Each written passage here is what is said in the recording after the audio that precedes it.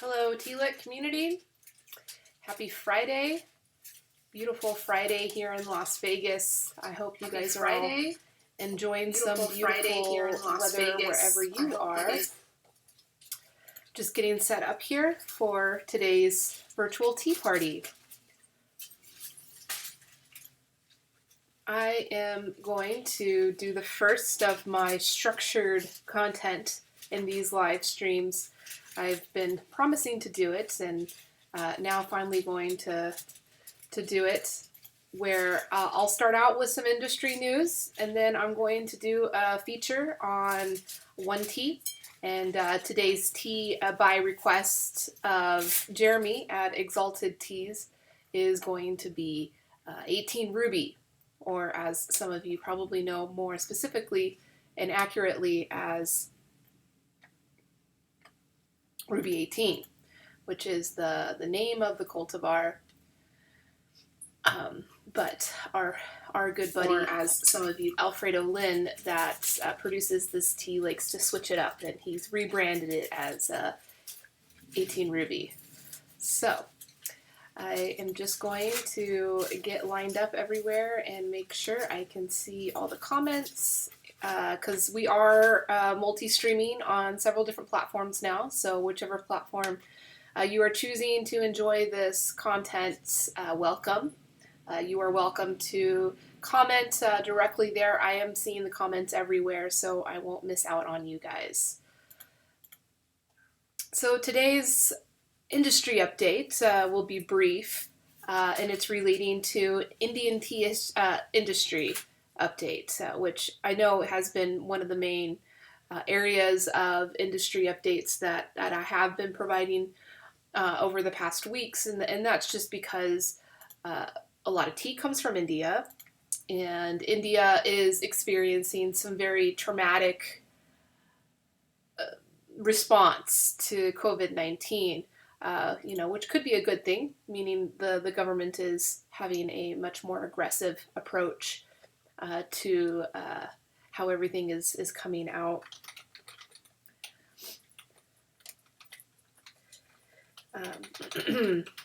Meaning they're on a total lockdown. So the Indian government has completely locked down any type of business, any type of even going out. I have been seeing some pretty extreme viral videos of how the police are handling this and enforcing this, including hitting people with sticks, if they're caught outside. So in the fashion of Incredible India, they are taking things to the extreme. But that is having some extreme effect on our tea industry and our tea supply, especially during this really important time of first flush happening all across India. South India, Assam, as well as Darjeeling. And we all know Darjeeling to be the highly beloved tea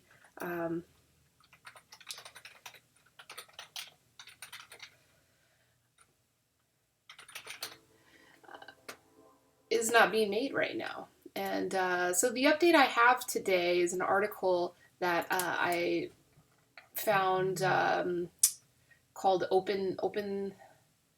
I guess the publication is called Open the Magazine. I've never heard of this publication before, but there was a really good article that kind of gave a timeline of what's going on in India.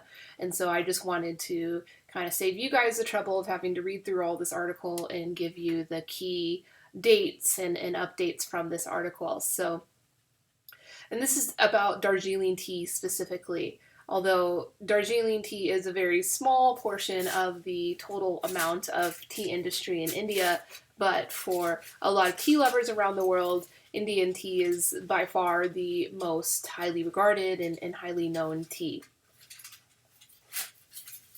So, let's see.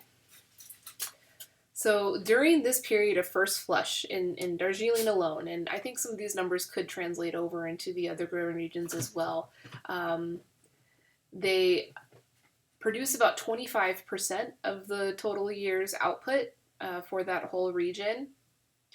But it accounts for 35 to 40% of their total revenue. So, this is a very highly valued part of their business, of their industry, that's pretty much been kind of banned from production. So the lockdown in India happened from March 23rd.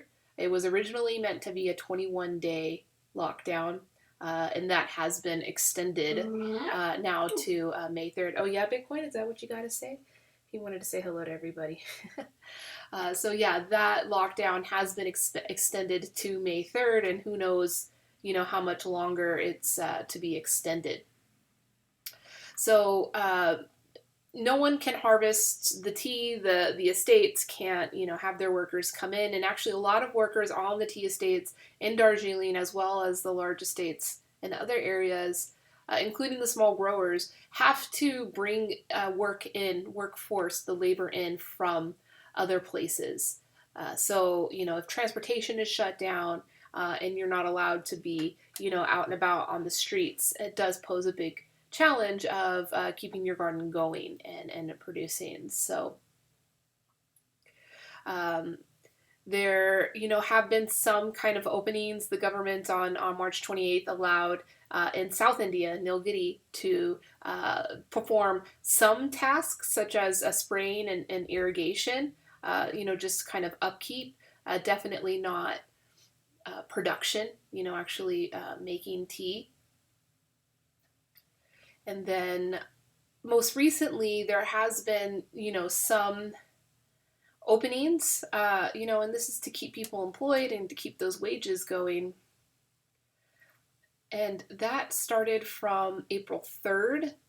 On April 3rd, I believe they were allowed to allow 15% of their labor come back to work. So that's by far not enough to support, this whole community of workers and also of, the tea gardens and all of the economy around the tea garden. But then most recently in the past week, they've started to allow 50% of their labor come out to work. So there is some production happening. It is limited. And even if the tea can be produced, all of the logistics is still on lockdown. So this by no means means that you are going to start seeing these teas in the market. They will just be stored in warehouses in India. I don't know about the state of the auctions, but I have heard that some of the auctions are also going to be brought online to, help keep that business flowing. But, just from my own anecdotal experience of working with folks in India and kind of the culture there and the work culture there, if workers, who are the basis of all of these processes to happen, if they aren't allowed to go to their offices, a lot of times their office is the only location where they have a computer where they can, keep up with this work, send out emails, and do the work that they need to be doing. So, the estates may be having some limited workforce out, at their spot, but I think it doesn't mean that we're going to be seeing that tea anytime soon. So we just have to be patient, just like with everything else in this world right now. We have to be very patient. So that's the industry update for today. I know I've been talking a lot about the Indian industry, and hopefully by tomorrow I will come across some more information, maybe about what's going on in China. But yeah, just not a whole lot going on, but important for us to stay updated. So now I'm going to move on to talking about the tea that Jeremy requested for me to talk about today, which is Alfredo Lin's 18 Ruby. This is a black tea, although Alfredo in the past couple of years has been utilizing this cultivar of leaf to process white teas and oolong teas and kind of experiment with new styles of tea. And a lot of the motivation behind that has been climate change. another very important subject for us to stay updated on in the industry and what's going on is that weather patterns, rainfall patterns, they all are affecting how the plants grow and the quality of the leaf.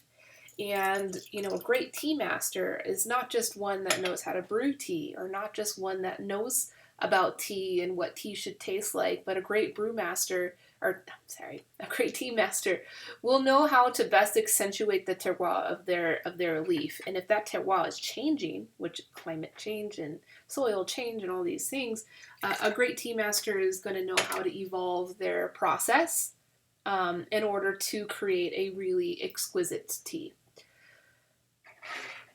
So I am just priming all my wares, getting ready. I'm just using a simple gaiwan for brewing today. If you've been watching these daily lives, you'd see that I typically use a gaiwan pretty much every day. And the reason why is it's my favorite. It's the quintessential tea brewing vessel. It's very simple, just a cup with a lid. Of course, I have different sizes and different colors I do like to rotate through, but you may see a lot of people on tea brewing videos online that like to use teapots, and I have some. I've collected some throughout the years, but when I'm in my tea practice, I'm much more focused on cleanliness and ease and just convenience of being able to steep and drink the tea, and the gaiwan is the best one for that. So I don't have a very complex and beautiful artistic chashi here. It's very simple and utilitarian. Pretty much like my life. I like to keep things very utilitarian. So in brewing this tea, I am not being exact. I'm not weighing. You could weigh if you wanted to, the proper recipe for brewing the tea. But again, I'm utilitarian. My goal here is just to drink the tea. And, perhaps in another live session, I will talk a bit more about how different brewing methods and different recipes can affect the tea. And I'm meaning the word recipe like how you know the word recipe in the kitchen. It's really just the amount of water to amount of leaf to temperature and time brewing for steeping your leaf. I am not keeping track of my temperature here. I am just brewing. I am just trying to enjoy this tea. And I hope that empowers all of you all to do the same in your own tea practice if you choose. Now, if you choose to be a lot more contemplative and focused and exact in your brewing, you are welcome to do that. I think that's fabulous. I totally respect more in the realm of ceremony around drinking tea. That's not my practice. We are all allowed our own practice. So I'm just going to allow this to steep for a little bit. So today's purpose is not about talking about evaluating this tea. So I'm not going to go into great detail about what this tea tastes like and what experiences I'm having with the tea, although inevitably I probably will say a few things around that. But mostly what I want to talk about is from the tea master's perspective, from Alfredo Lin's perspective of how he made this tea. So this tea, first of all, comes from the cultivar 18 Ruby. This is a cultivated variety. That's what cultivar means, meaning that it was man-made and intentionally made. And this was through the Taiwanese government, the Taiwanese Tea Research Center, which Taiwan does have probably the most sophisticated and well-supported tea research facilities in the whole world. And that could perhaps be the reason why Taiwan's relatively short amount of time in the grand scheme of tea processing history has some of the most highly valued tea in the world. So, research does pay off. And, I do encourage that we do put more of our resources into research and supporting research, and so that's why I'm a big supporter of UC Davis's Global Tea Initiative, because the more research we have going on, and more things like generating new cultivars for our tea masters to use to make high quality tea, the better it is for everybody all around. So this cultivar is breeded. It's hybrid of the what's called the indigenous, Taiwan breed of tea. Um, and there's a lot of mixed information about what that means, and so I'm just going to leave it at that. I don't want to get into lots of controversies, but this is like the natural variety that Taiwanese tea makers call shancha, just like mountain tea, like their natural variety. And it has been breeded with a Assamica variety, of course, originating from Assam. This is the broadleaf variety that we know from uh, low-lying areas of India that has a very brisk, strong, punchy attitude and character to it. But this is not coming directly from India. This was a Samaka variety that had passed through Burma in order to get to Taiwan. And that was the variety that was blended to create the 18 Ruby, or Ruby 18, more technical. Alfredo is completely changed my perspective on that thing. So you'll catch me often calling it 18 Ruby because that's Alfredo's trademark way of saying it. And so this was the 18th cultivar that was breeded by the Taiwanese Research Center. So that's where the number 18 comes in. It has only become, really famous and kind of highly regarded by tea makers, mostly in the Sun Moon Lake area. So Sun Moon Lake is a really beautiful tourist destination, popular even for mainland Chinese when they visit Taiwan to often go to this area. And this area has, I think it's a lower elevation area, although there are some mountainous areas around. This is definitely not the, high mountain Taiwanese, tea destination that we often associate with Taiwanese oolongs. So instead, in this terroir, black teas are typically processed. And these are almost like British style black teas.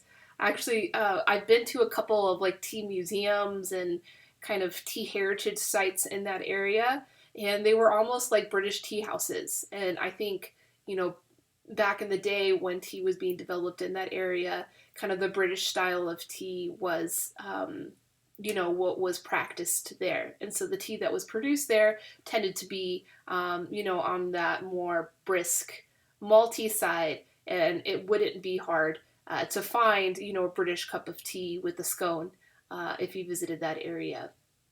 And so you might have seen at a bubble milk tea shop that they have Assamica or Assam, listed on the menu.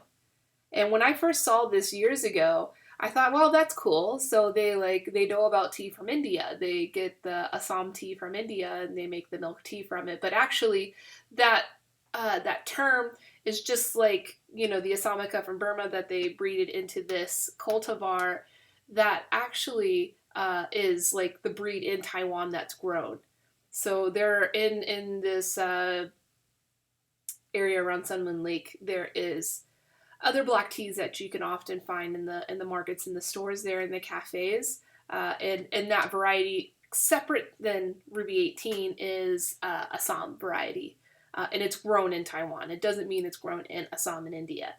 So that was a little bit confusing for me, but once I spent some time there, it kind of started to make more sense, and so I think it's really cool that you can go to bubble tea shops around the country now, like Taiwanese style bubble tea shops, and see Assam on the menu.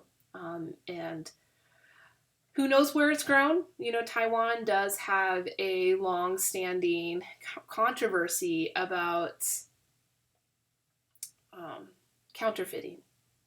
So Taiwan is a pretty finite area, so it can't grow, immense, endless amounts of tea. So they go to other regions to grow the tea, and a lot of times that tea gets labeled as Taiwanese tea.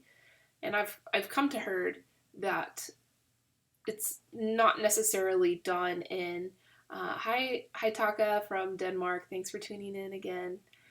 Um, it's actually like packaged and labeled oftentimes in China as Taiwanese tea. So, when you go to these bubble tea shops and it says Taiwanese tea, who knows if it's actually coming from Taiwan? If it says it's Assam coming from Taiwan, who knows where it's coming from? You can't be sure.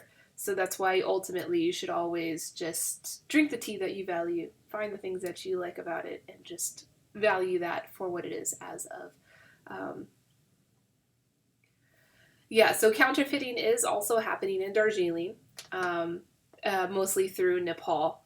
And the Indian government has been trying to put some enforcement in place to stop that from happening. But business is a powerful thing. And if it's working for business, which after the strike in Darjeeling, like the counterfeiting of Darjeeling tea has been happening for years and years and years. It's not a new thing. But the strike that happened, they do not have it under control now.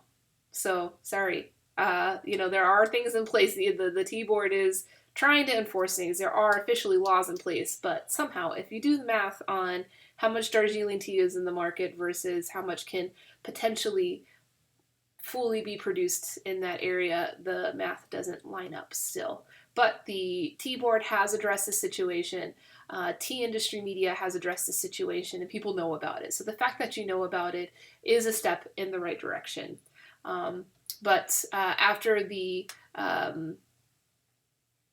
strike that happened in Darjeeling in 2017 during the second flush, that caused a big problem in the market and supply of Darjeeling tea. And the tea traders in India, they needed Darjeeling tea for the European market, for the North American market. There's just like such a long-standing demand for that tea, but there was nothing being produced in Darjeeling because of the strike.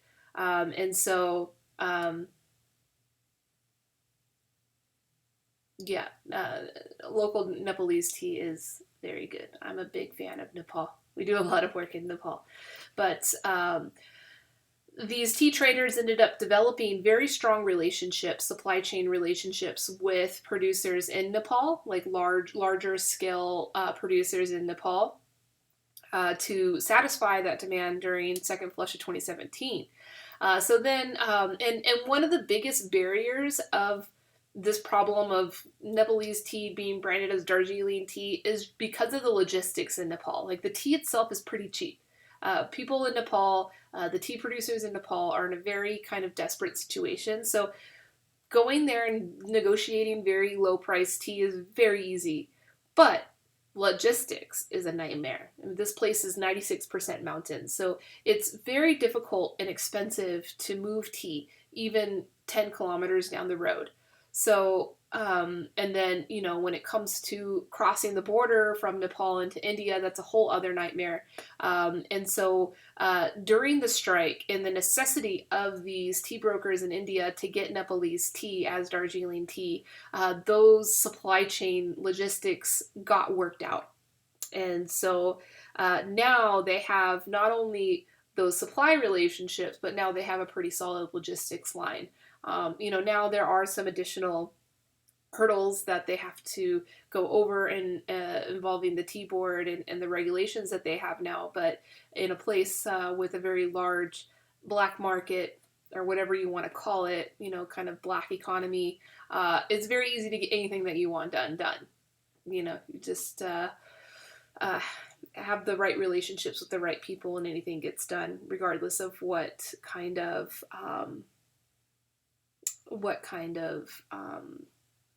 regulations are in place or safeties are in place.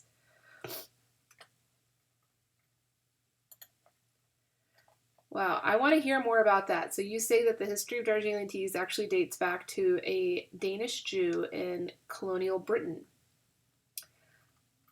Oh, yeah, I would like to hear more about that. Perhaps you can come in and talk to us about that later when I open this up to an open discussion. Thank you so much for adding that comment. That's very interesting, and I want to hear more about that.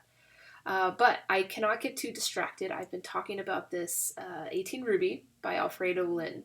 And kind of giving, I think I finished giving the history and talking about the terroir of Sun Moon Lake area. Now, this particular 18 Ruby is, even though the plant base that he used, the clones that he acquired, probably came from Sun Moon Lake, he actually grew this in Mingjin.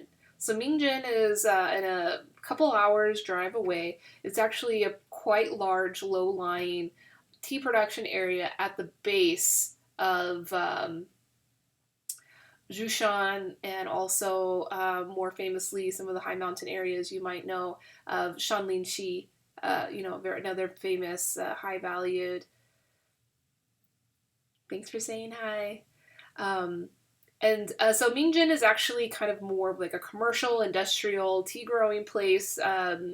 If you're gone on tea tourism and a tea buyer, you probably have driven through this area, and it's kind of a big city, and it's like where a lot of the warehouses are. It's where a lot of the tea roasting facilities are, but it's also hey Patrick, I'm gonna finish this talk about 18 Ruby, and then I'll let you in and we can have a chat.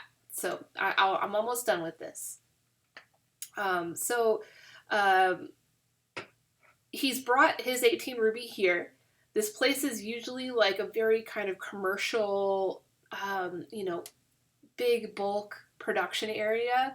But Alfredo, in his style, he likes the craftsmanship. He wants to be a tea master, so he is focusing more on small batch processing.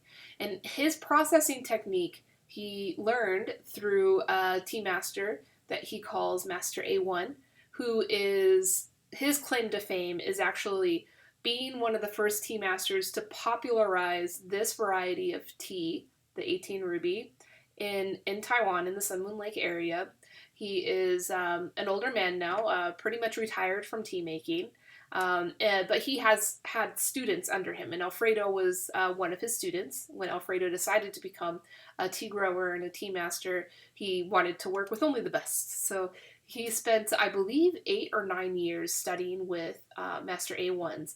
That was cut very short. Usually when you are in a track to become tea master, you want to work under them for, as Alfredo says, 27 years before you can be an independent tea master on your own. So he was almost 20 years short on that path. But, due to his own youthful energy and confidence, realized that he, after, just that close to a decade, that was enough time for him to branch off and start creating his own tea projects. So he had a project actually in Shanlinshi. His family owns a lot of land. Actually, his extended family, his whole big extended family, is pretty much the dominant family of the Jushan area. And that's also very close to Dongding. So if you know Dongding Oolong, you know this tea too, because actually a lot of tea that's branded as Dongding tea is coming from other regions, and so Jushan, most of their tea is actually being roasted or process roasted and branded as Dongding tea. He has some work there, and then started this 18 Ruby plot. First, he had one in Shuili, which is near Sun Moon Lake, high elevation area. But just due to a lot of just corrupt landlords not respecting the leases that he had on his land, he had to keep moving on and finding new places to go to. So he decided just to work with his friends in Mingjin. Lots of land available there, and they're converting all the land to organic. So this tea is organic, and there's a lot of work that goes into converting your land to organic. But I was talking about the processing. So Master A1s not only popularized this cultivar of tea in the production of black tea from the Ruby 18, but he also developed a processing method in the withering that they call aerodynamic. I think that maybe there's some meaning missing in the translation from Chinese to English, but that is the direct word that Alfredo gives this. And it's a very, very dynamic um, withering trough.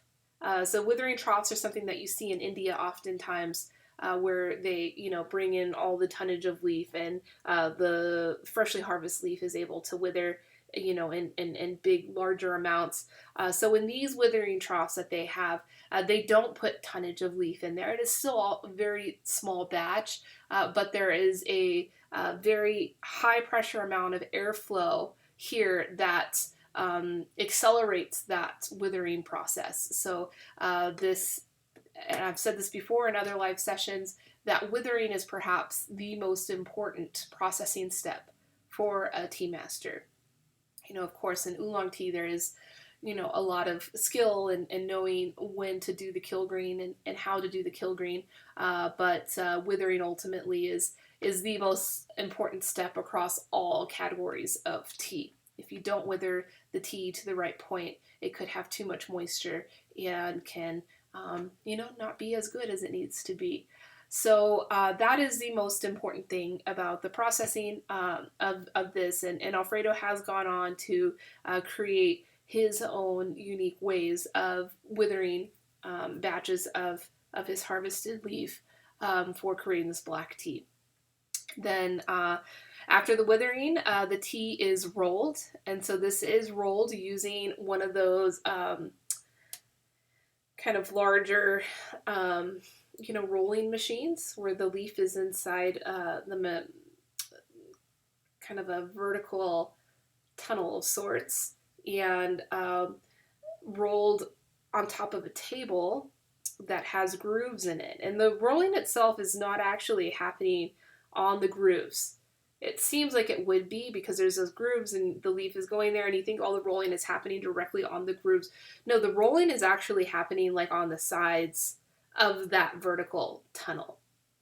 And I'll go ahead and show a video once I let Patrick in. And oh, he left now. I'll tell Patrick to come back, and when he comes in, I'll show a video of that. And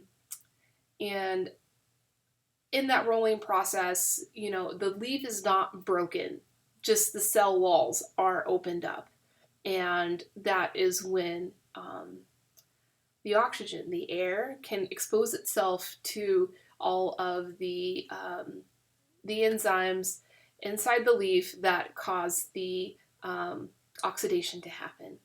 And that's kind of the same oxidation that happens when you cut an avocado open or cut a banana open and it starts to turn brown.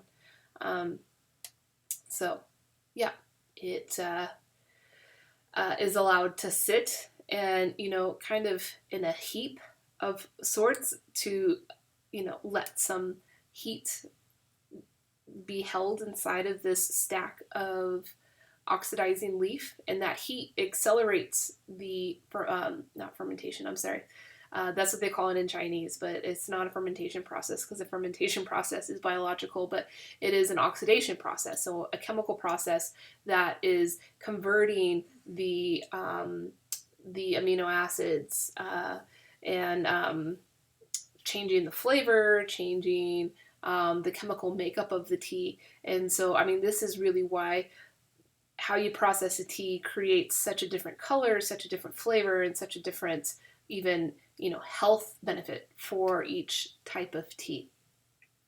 And so because this is a black tea, and you can see in the liquor, and I brewed this lightly. I could probably brew this heavier to get a darker color out of it. But you see, even the color is pretty beautiful.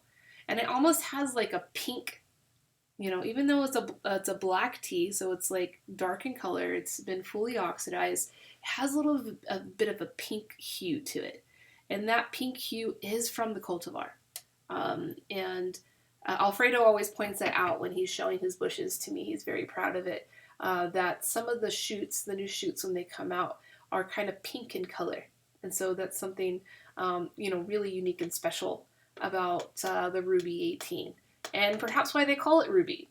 Ruby always reminds me of, what is that? Dorothy and Toto and, the Ruby slippers. So always think of like this like vibrant red color, which, you know, comes through a little bit in the liquor here. So this is fully oxidized. It means, you know, you're not trying to lock in any like oolong character to it. Like oolong is somewhere between a green and a black tea as far as oxidation is concerned. But yeah, so after it's reached its full oxidation, and that's all done by smell. You know, the tea master will just smell the leaf. It's not on a timer. You know, they may have some experience of knowing how long it should take, but actually, it's done by smell. You know, they'll smell the leaf and determine if it's done yet. And when it's done, then they run the tea through a dryer. And this dryer is kind of a series of conveyor belts that goes through kind of like an oven. And sometimes they'll run it 2 or 3 times through this dryer until it gets to its right moisture content. And then the tea is done. And that's the process. So, Jeremy, I hope that's satisfactory for you. If it's not, I am opening up the forum now. So if anybody wants to come in and chat about Ruby 18 or about any other type of tea or questions that you may have about tea processing in general, please feel free. And Patrick, if you want to come back, I'm so sorry I didn't let you in earlier. I'd love to have you back and see what you're up to today. Patrick is our good potter friend in Albuquerque, New Mexico, and he oftentimes comes into these lives, and we'll just be, you know, throwing pottery, and we just get to watch him and chat with him while he's making teacups and teapots and whatnot. So, yeah, the link is open, and I will let you in. You can see on the bottom of the screen here, you know, the link of where to join. You just come to that link right now. For Instagram, if you guys want to join, the link is bit.ly/Tealit Tea Party or /Tealit Tea Party. I should differentiate that. People know that, right? I hate having to say the whole thing. It's just a lot of syllables to get out, to get that message out. I feel like everybody knows that the slash is the way to go. Let me just catch up to Haitaka. If you want to tell me your name, so that way I know how to address you when you're commenting to me. Until then, I'm just going to call you Haitaka. So you say you read some great memoirs about Darjeeling tea auctions. It can be chaotic and controversial, but it's super interesting. Yeah, I would say that. Any auction in India is probably chaotic and controversial and very political as well. I physically have not gone into an auction myself, but I definitely have felt its energy and its presence.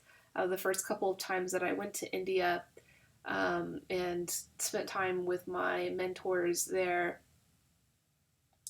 they, you know, they're tea traders, you know, and unfortunately I don't work with them any longer because they didn't uphold to the same principles of transparency that I like to have in the work that I do in tea. So we don't do work anymore together, but they took me to these auctions and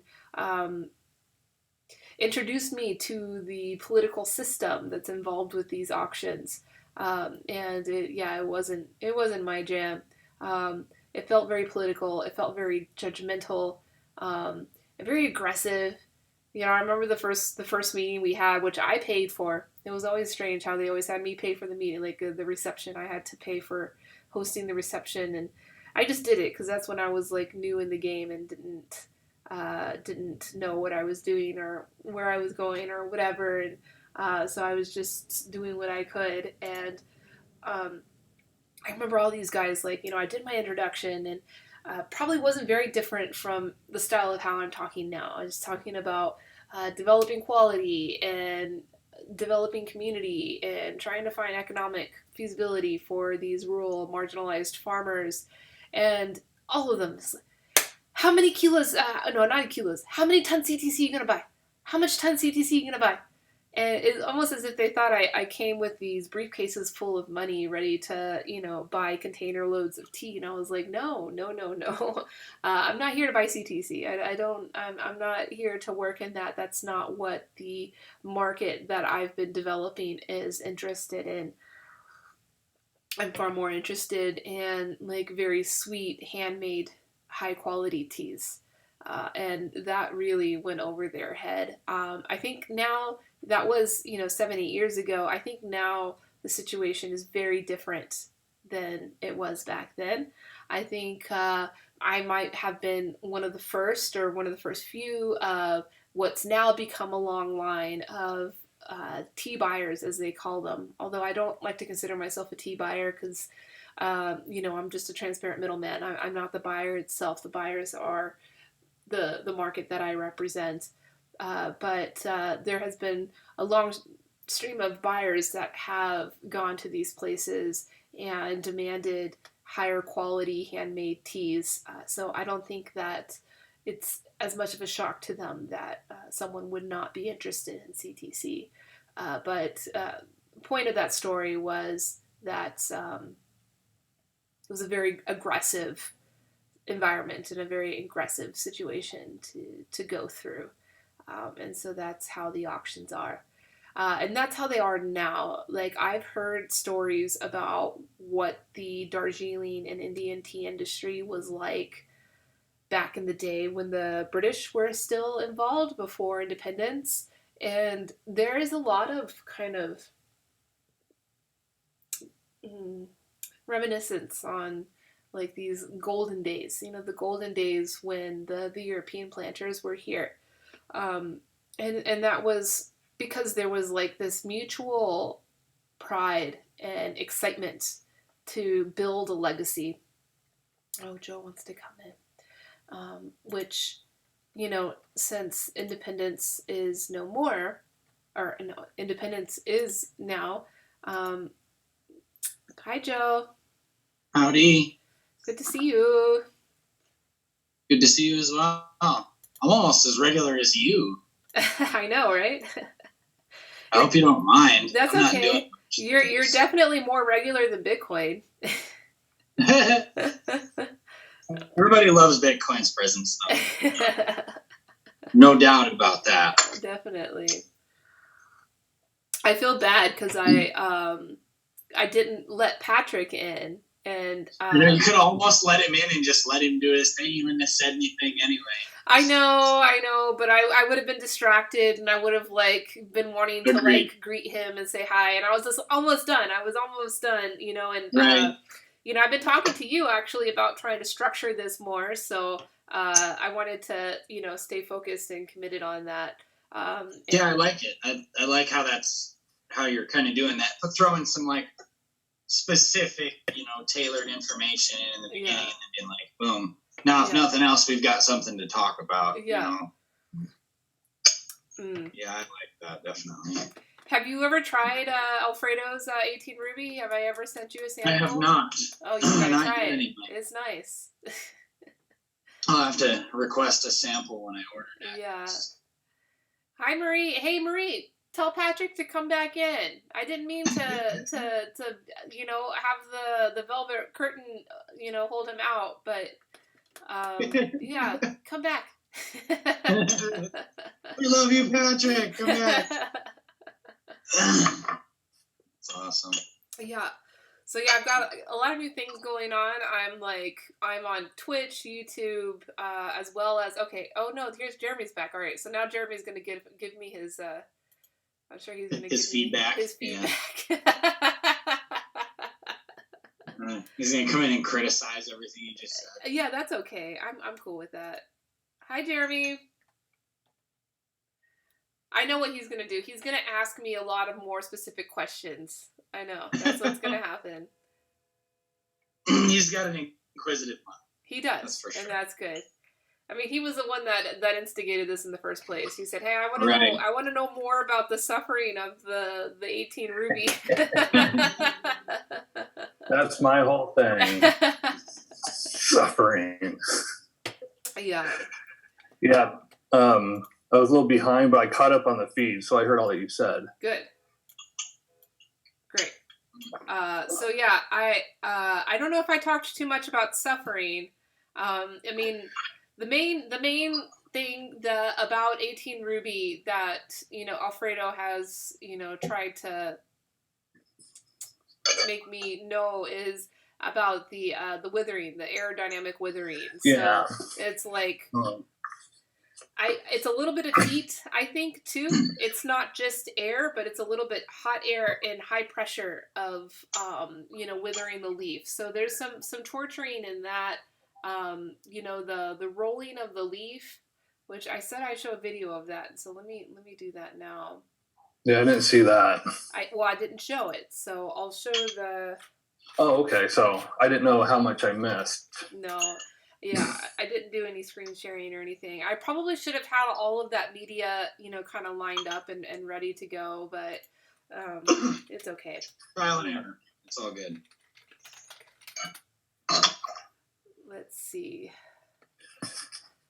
I'm trying to see if I can, find a video really quickly. Is your Zoom link always the same? Yeah. Okay. Yeah. Yeah. Because with it not being in the comment or in the description on the Facebook post, I was like, so I just type this in, and sure enough, I just typed it into Google and it worked. So. Yeah. Just type it in. It's the same one. Okay, cool. Yeah, technology is fun like that. Okay, so Marie says she'll try to get back in with us. One of my favorite parts about the whole Gong Fu experience is smelling the leaf. Yeah. I just can't get enough of it. Oh, aromatics are amazing. Oh, let me see. No, that's... Here, look what Paul gave you today. Oh, look at that. Familiar? 100%. That's awesome. Yeah, he gave me. Is that the love and respect? Yes, the love and respect. I figured, this is one I've got to try first. This sounds interesting. You'll enjoy it. No, I have no doubt. We actually, it's got an Indian green tea in there too. So yeah, it's wonderful. It's very floral. Let's put it that way. Indian green tea. You should play with I don't know if I gave you a sample of that one. The Darjeeling green tea, the Panacea. No. Yeah. No, I just got blacks, I think. Okay. Yeah. Yeah, we'll have to try that out. Actually, I was going to ask you, we had a client approach us. And they're looking for a little bit more of a basic lineup. Yeah. And so we just kind of wanted to start them out with, 3 fairly basic teas, like a black, a green, and then a blend. Mm-hmm. The black is fairly straightforward, some sort of pico or, like an English breakfast style blend, something like that. But I'm trying to come up with what would be the best, low to middle end of the specialty spectrum, low end for green tea, something comparable. The only thing I automatically thought of was gunpowder, and I don't really want to go that low, So yeah, but I'm looking for some kind of broken leaf green tea. I'm not even sure there's a whole lot of that out. I can suggest some. I mean, there's this Panacea might be a good one for that. Okay. It's a little bit broken, but it's quite sweet. It's quite flavorful and sweet, and has a nice Darjeeling terroir character to it. Right. There's a higher quality one, the Moktu, that's a fuller leaf one. But that one, its brewing is a bit more sensitive than the Panacea, which is kind of hard. And see, that's the thing that we're specifically looking for is easy to brew, because these are just, she owns a diner, and so it's not really the type of servers that would like get into the specifics. They kind of want something they can just pour hot water over and give to their customers, you know. Yeah. So they don't want to temp it. They don't want to, you know what I mean? That kind of stuff. So I want something that's fairly resilient, but that will give up its goods kind of fast, rather than like some big thick whole leaves that you'll actually have to sit there for a while and to really enjoy it, Yeah, maybe. So maybe I'll try that. I think the panacea would probably be best for that. Yeah, the panacea is it's forgivable because I have that now.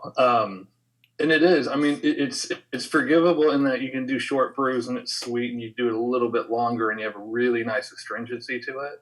Nice. That you would never confuse with bitter. It's just like a little sharpness to it. But right, and that's kind of what you're looking for in green tea. I feel like. Yeah, you want a little. Yeah. Yeah, but it's pretty forgiving. Mm-hmm. Very good. We might have to try that one out then. All right, so let's see. I'm kind of afraid to screen share with you guys because then my whole window's gonna freak out. But I'll put it on so you can, just if you have the sound off on the stream, then you'll be able to see it. The machine. The machine that makes the black tea. And green tea. I mean, pretty much you can roll any type of tea with this machine. And this is not my video, unfortunately. This is a machine sales video. I'll just give a plug to them because I'm going to use their video. But this is Delich.com. They sell these machines. So if you're looking for one, that's where you buy it. So the machine gets packed in, or the tea gets packed in. Oh, that looks like a really low-grade leaf, but see all the stems coming out? But this is after the leaf has been withered. Oh, we're getting a sound. I'm not seeing it. Oh, you're not seeing it yet? Yeah, we just got audio, but we can still see you.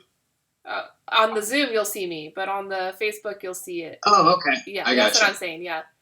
Yeah. Sorry, guys. Okay. Yeah. But that's what I'm saying. Yeah, just have your sound off on if you're going to turn the Facebook stream on, just have the sound off. So, let's see.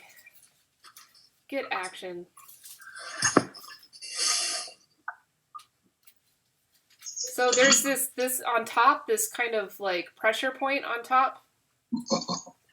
There's some torture there, because you can turn the crank to make it go down more and put more pressure on the leaf as it's rolling. Mm-hmm. But yeah, remember I was saying this is specifically the withering process, right? No, this is rolling. Okay. This is rolling. Withering has happened already. This is rolling. Okay. Yeah. Okay, I haven't pulled the video up yet, so. Yeah. So this is rolling, and I was saying the grooves on the table that it's rolling on, I always thought that was where the rolling was happening, because it seems like that. There's these grooves here. But actually the rolling is happening on the sides of this, inside here, because those grooves are causing some, like, convection to happen. Okay. And so the leaf gets kind of pulled up and circled around. And so the rolling is actually happening against the walls of that thing. And the amount of pressure that you put on the top will kind of control the amount of pressure in the rolling. So like the tightness of the leaf. Yeah, the tightness of the rolling. So that's another thing that so my brother just sent. Okay, so Michael wants me to play this video. I'll play it. Mike's got the hookup or what? Yeah, my brother is helping me out. He's in Austin helping me out getting this. So he's got the video with Master A1's. Hold on one sec.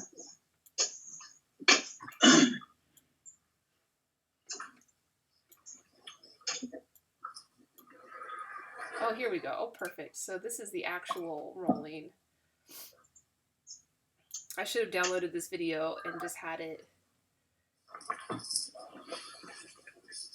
So this is after rolling. I'll play this again so we can watch it. But this point is after rolling when oxidation is happening.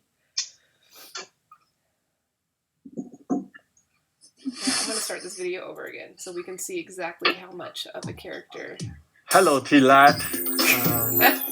I'm Alfredo Lim in Taiwan. And let me introduce my tea master, Avance.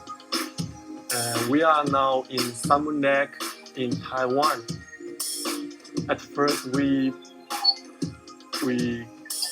plant this tea tree right here because we are in the mountain. And the difficult things we do is water, because there is no water, so we need make water up to here, and it's very difficult.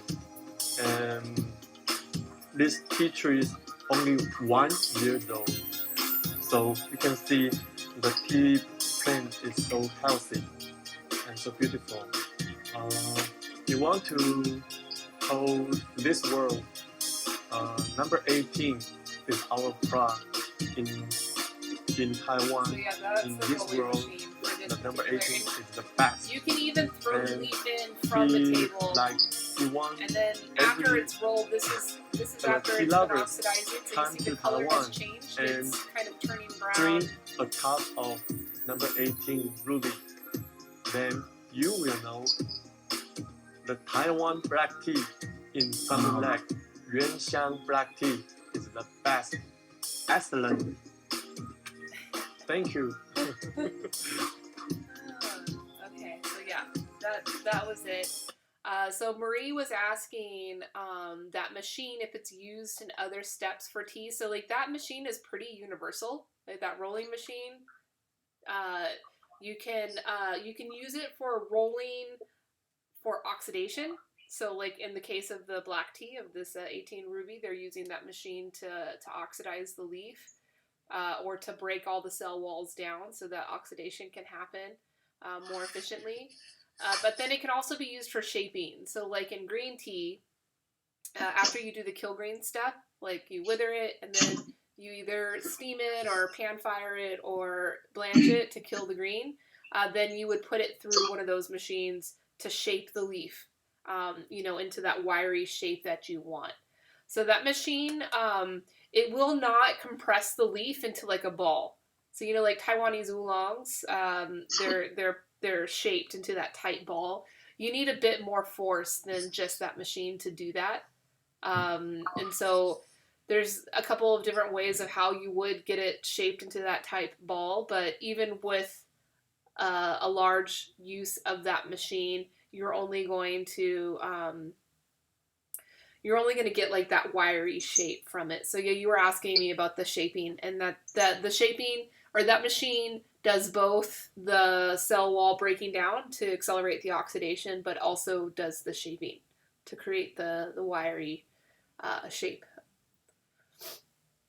Yeah, and Yeah, I've seen some people do that rolling in like a cloth bag, even mm-hmm. like by hand, and they like just roll the bag of it, and it's crazy.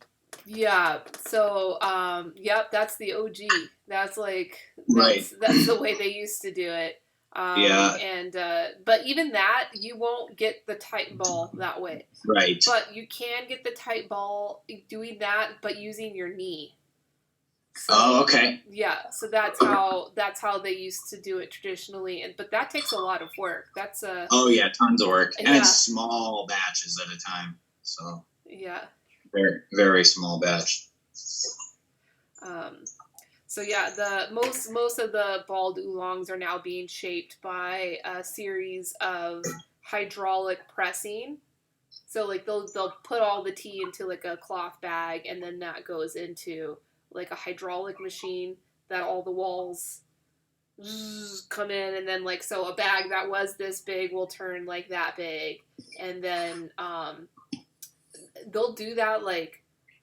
And I forget, like 17 times or right, quite a bit of times, and they'll rotate from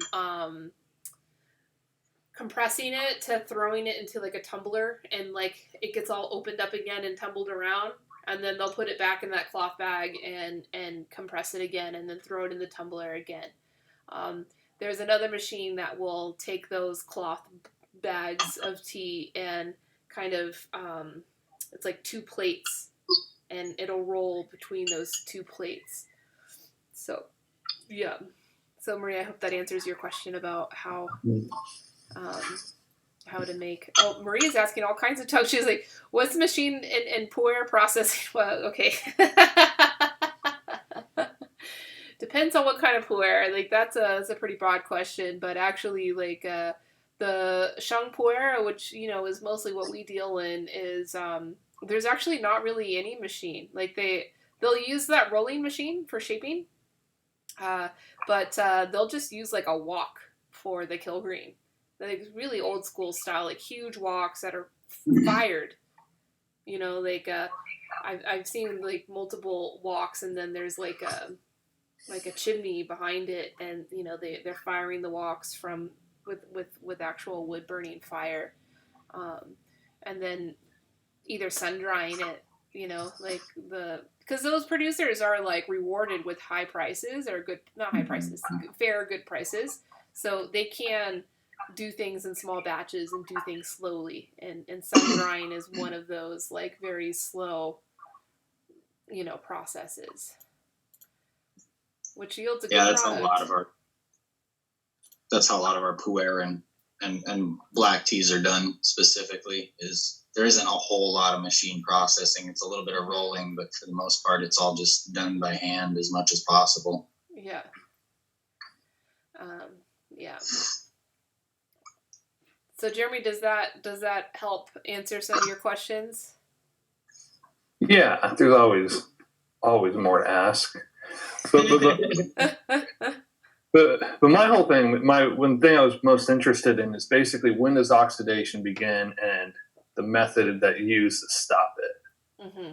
So in black tea, they don't really stop it. Black tea is fully oxidized, so there's not a need to stop it. Yeah, but on the other ones, it's like in the oolong, say stop it like at 20 or 30 or however many %, right? It's just black tea is the tea that they just let it run its course and then dry it out, right? Or roast it or dry it somehow. The drying is basically what stops it at that point, because I think we mentioned this in that one thread.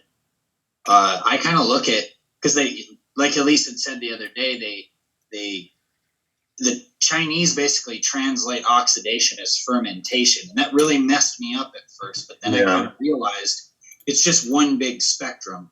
So it's like the breakdown of the leaf all the way until it starts fermenting. So it starts with like withering and then goes into oxidation, and then if you let it keep going without completely drying it out, it'll start to ferment as well. So, but I think what you're getting at is like the oxidation is like in a green tea or in an oolong is stopped through heating the leaf to, I believe it's like, correct me if I'm wrong, Elise, but it's like 165 or higher or something like that, and it'll kill the enzymes that are actually breaking down the leaf. Yeah. It's not a super high temperature, and dehydration also stops it. So acidification, dehydration. Think about cooking meat, right? So the enzyme that's causing the oxidation is a protein. Ultimately, enzymes are proteins. So you're denaturing a protein. So all the ways that you can like denature the protein of meat. So you can grill it, cook it with heat, or you can dehydrate it like jerky, or you can like ceviche. You can acidify it. So when you think about oxidation in that sense, then you can say, not that we'd ever want to acidify tea leaf, or maybe we would. That'd be interesting. I wonder if that's the Burmese style. That's how they preserve the tea leaf. You try it out. Yeah, they acidify it. Yeah, I mean, there's a whole bunch of green tea leaf not being processed into tea right now in India and Nepal. It would be a good time to go do those types of experiments. But yes, like so white tea. White tea is like not an oxidized tea, but there's like a little bit of oxidation on white tea.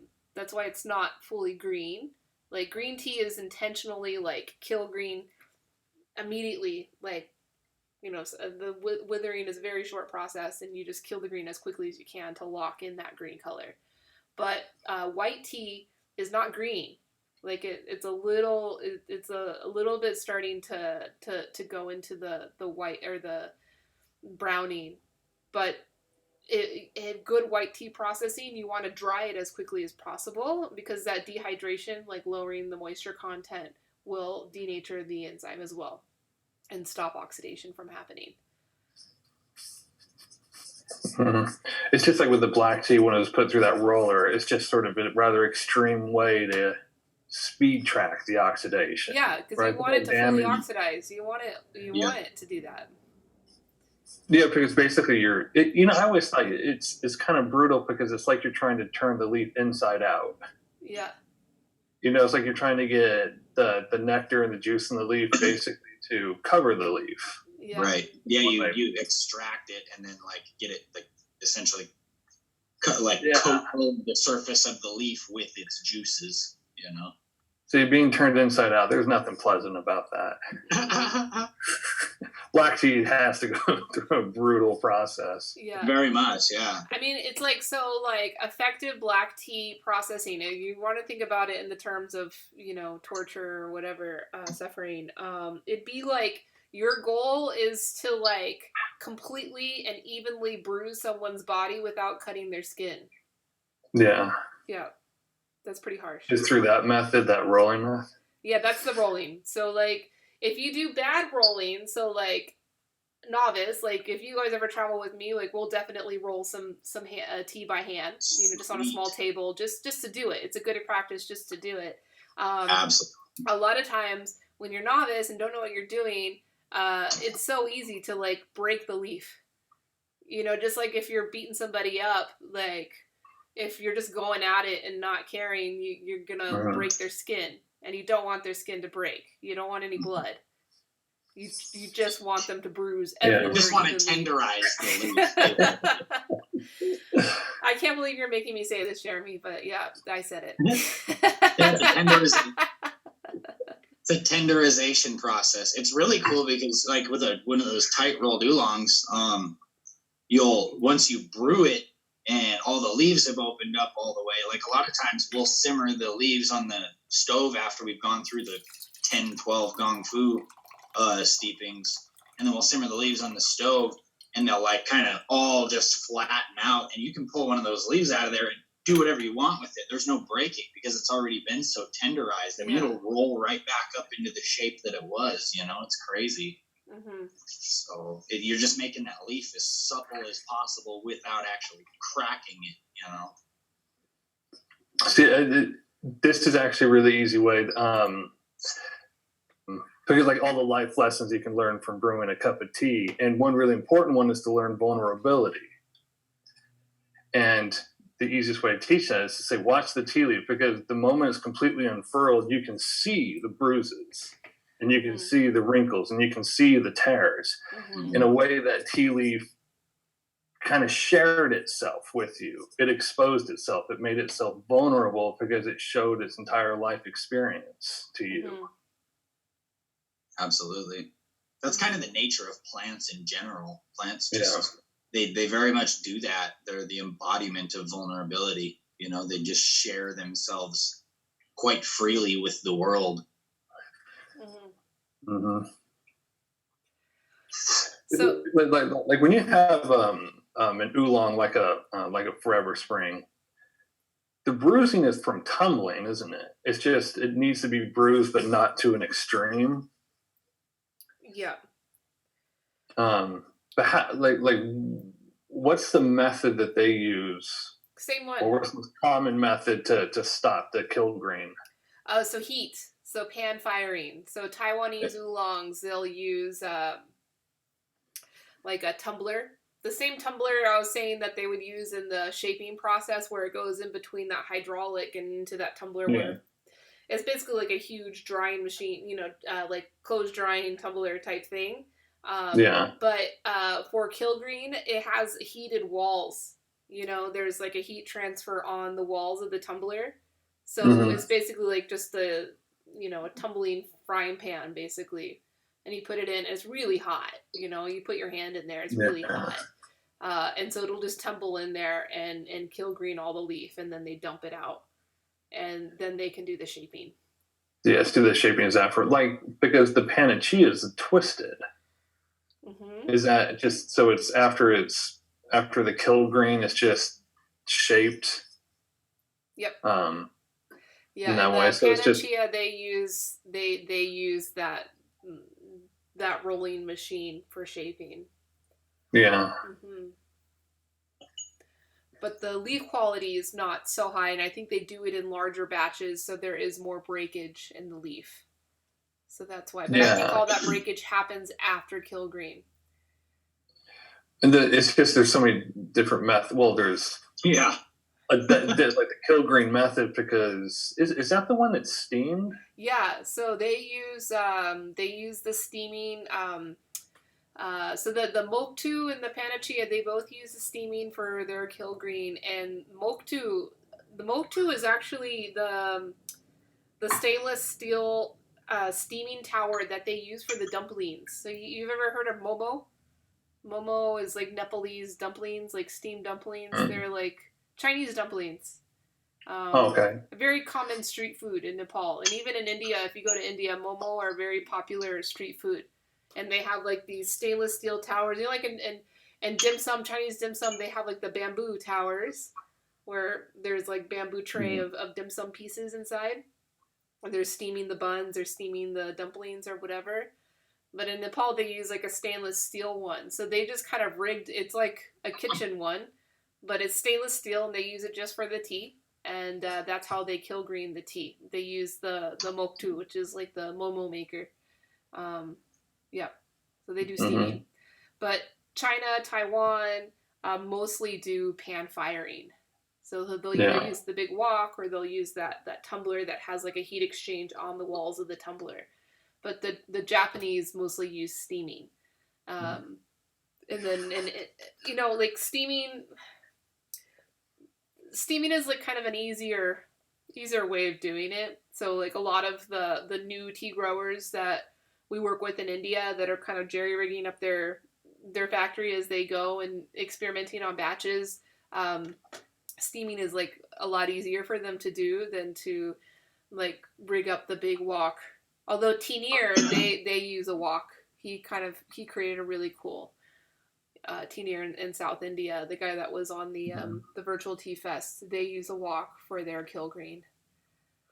Well, and correct me if I'm wrong, but most Japanese teas are almost exclusively steamed, correct? Yeah. Japanese is steamed.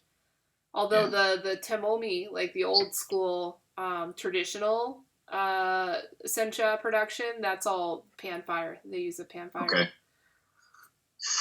Yeah.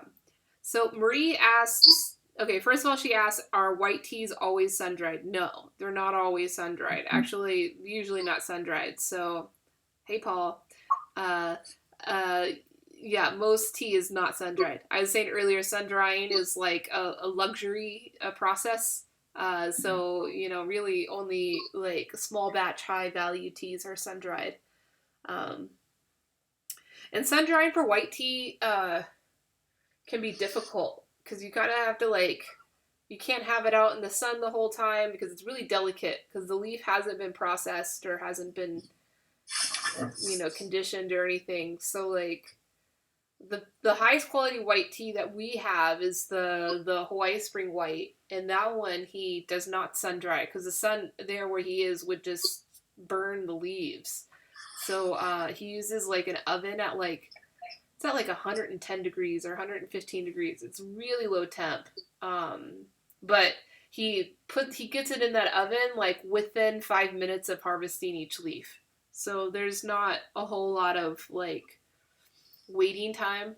I'd imagine that on a tea farm where you have to transport the leaf from the farm to your factory, you probably wouldn't have that luxury. But because his farm is really small and he can quickly get from one place to the other, he can do that. But Patrick's here. All right, some aesthetics. Patrick made it. It's so ambient when he's hanging out. It's just nice. Lost in that. Okay, and then Marie's other question, which is another good question, is about the difference between white tea and yellow tea and kilgreen processes. So yellow tea is actually more related to green tea than it is to white tea. And yellow tea, I still haven't been able to like wrap my head fully around the science of it just yet. I mean, I think a lot of it is just due to like the lack of information and knowledge around yellow tea.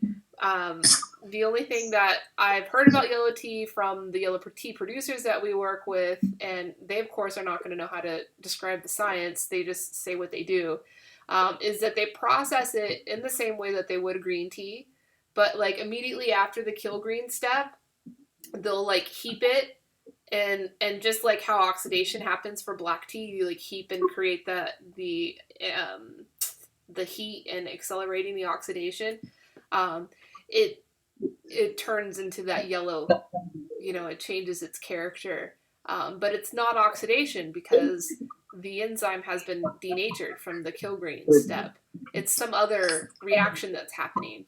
And Yeah, that I've heard it called smothered tea is another way to put it. Because I know there's other ways of doing it. Basically, you're just like piling it up and letting it reabsorb its own aromas, kind of deal. Like you said, I don't really know the science behind it, but I have heard it called smothered tea. Yeah, it's a whole other new category of tea, and that yellowing process, it could be other things. I don't think it could even be Maillard. So Maillard reaction is another chemical reaction. It's not oxidation. It's also like a Browning reaction, but I can't imagine that being the actual reaction that's happening because Maillard reaction requires a protein. And if you've done kill green, there's no proteins there. They've been all denatured. You've cooked them all out. So I don't know what the reaction is, and I haven't. I've never actually seen yellow tea be produced. Like perhaps if I like was physically there and seeing the reaction, I might be able to figure it out. But yellow tea is just kind of this like mysterious thing, and any textbook you read about it just says, yeah, it just gets heaped and the heat causes it to turn yellow, and it's like, well, that's not all I've heard. I've done quite a bit of research on it, and it's basically, yeah. I've known some people to like cover it in like cloth or like blankets. Yeah, well, that helps keep the heat in. Yeah. Right. Exactly. Yep. Same deal, though. I don't really know the exact process going on there, but I think a lot of it has to do with the reabsorption of its own like volatile oils and aromas and things like that. You're not letting everything breathe. You're actually like trapping it all in there for a while. Yeah. Yeah. Yeah. So, I mean, and there could be also some biological stuff going on too, because if you are allowing that like heat and that moisture to stay trapped in there, that could be affecting the like fermentation, type of a thing, So maybe it's not even chemical. Yeah, because one step further than that, you have puer, where you're keeping it up and letting it do its thing for an extended period of time. Well, there you go. Then you've got fermented tea. So. Yeah. One thing Jeremy might be interested in, actually, Elise might be interested in this too, but there's a YouTube channel called Farmer Leaf.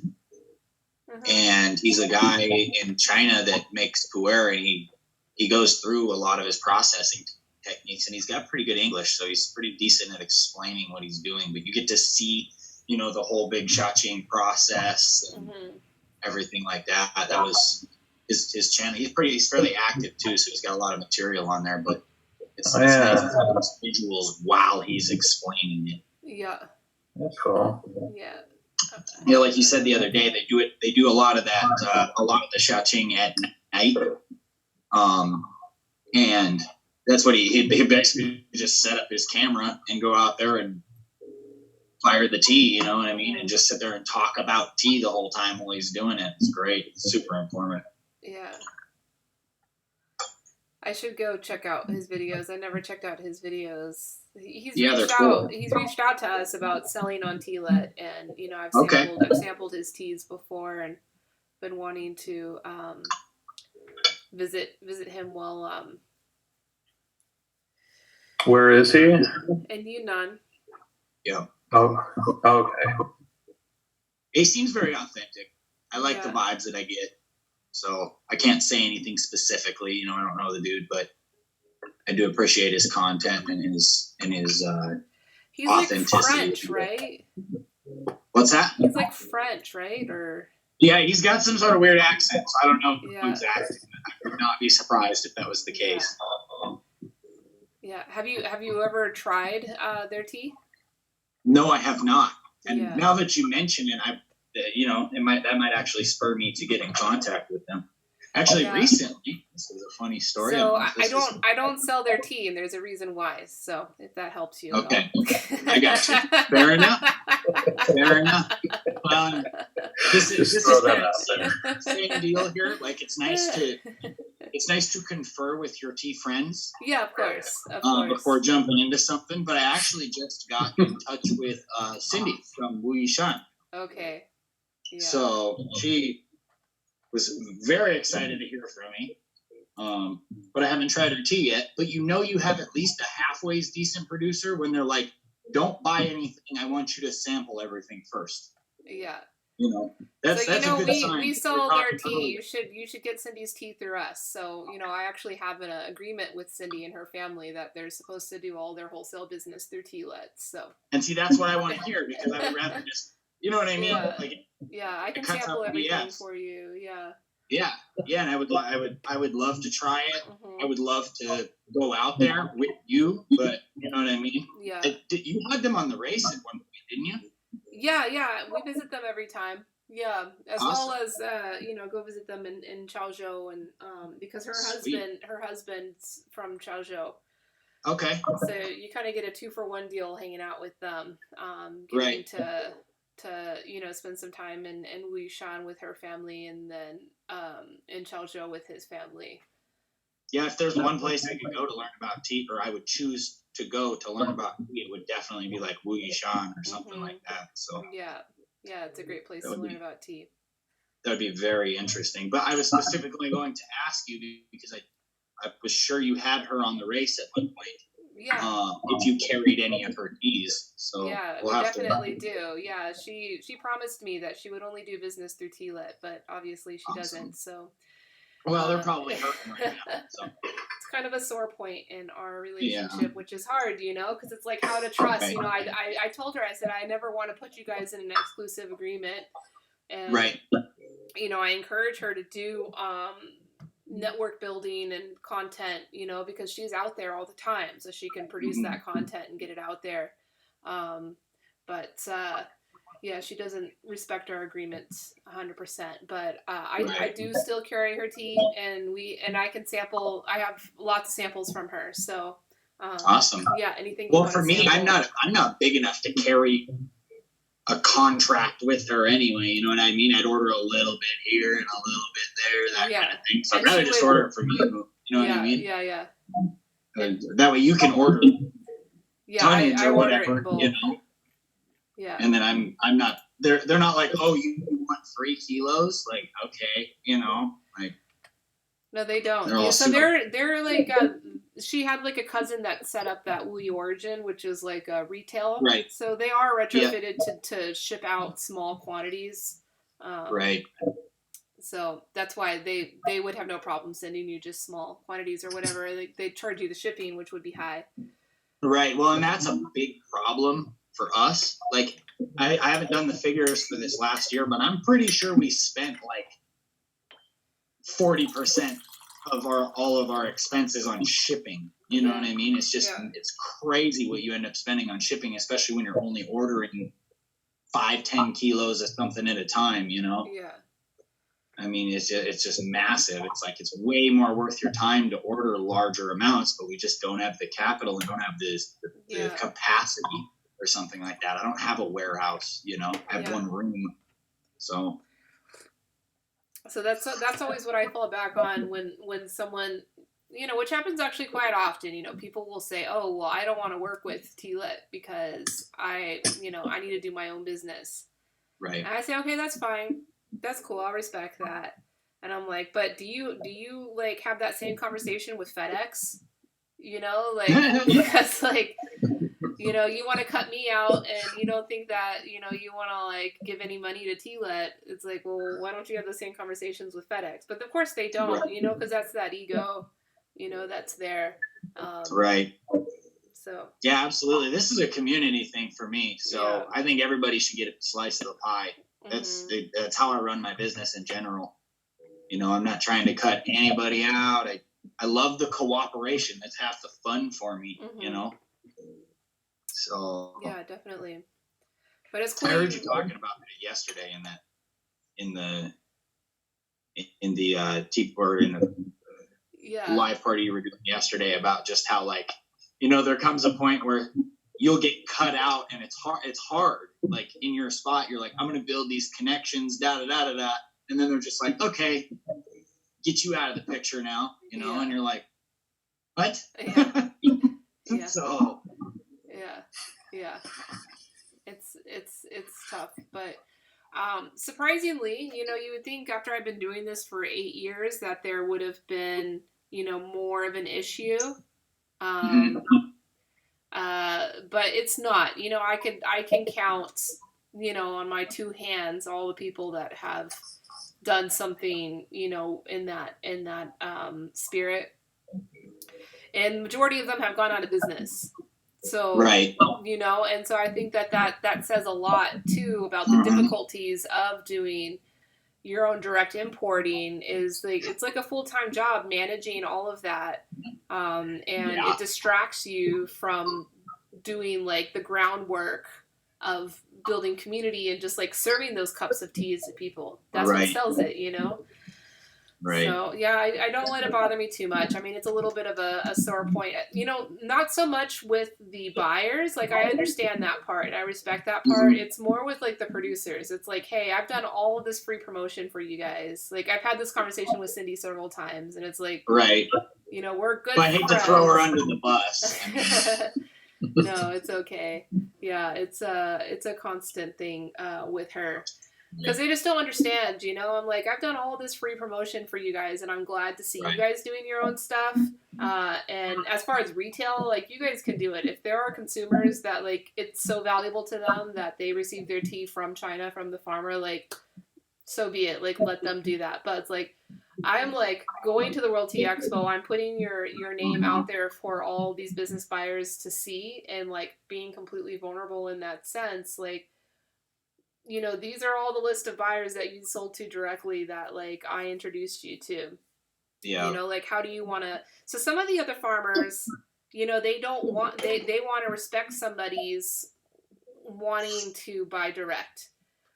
But what they do is that commission that T-Lit would usually get, they just give it to me. You know, like, they have different price lists. It's like, here's the price list that...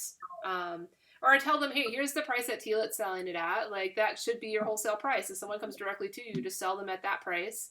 And then, you know, you could either give T-Lit a credit, you know, for future tea, or just give us that commission for that sale that you made.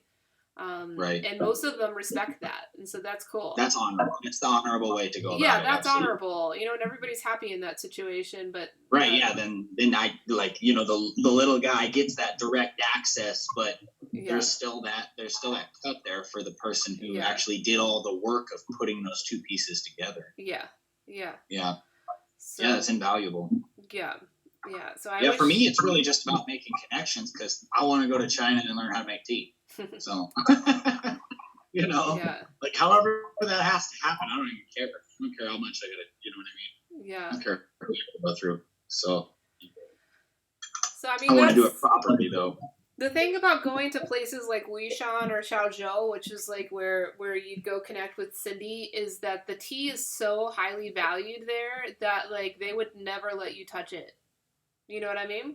Really? So, like, because you'll fuck it up. So, like, you're not touching it. More than likely, Even if I don't have to do it myself, though, I just, you know, it's the authenticity. I study Chinese philosophy.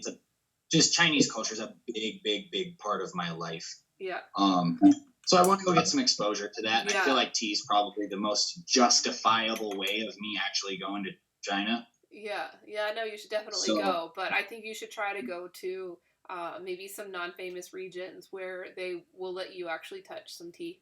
like get 'Cause hands on. yeah, Well, and I want a guide too. I don't just want to go over there by myself. That's why I keep bringing up the race in general. Yeah, I'm like, yeah. when are you going to take me to China? Essentially. We will go, and you know, if you say you want to learn how to make tea, I'd insist that we go someplace where they'll let you touch the tea, you know, and Right. India and Nepal are great places to go because the tea is somewhat valuable, but it's definitely like in Wuishan, like if you tried to like even go touch the tea while it's withering, they'd be like, no, like unless you're gonna buy all of that outright right now, no, don't touch it.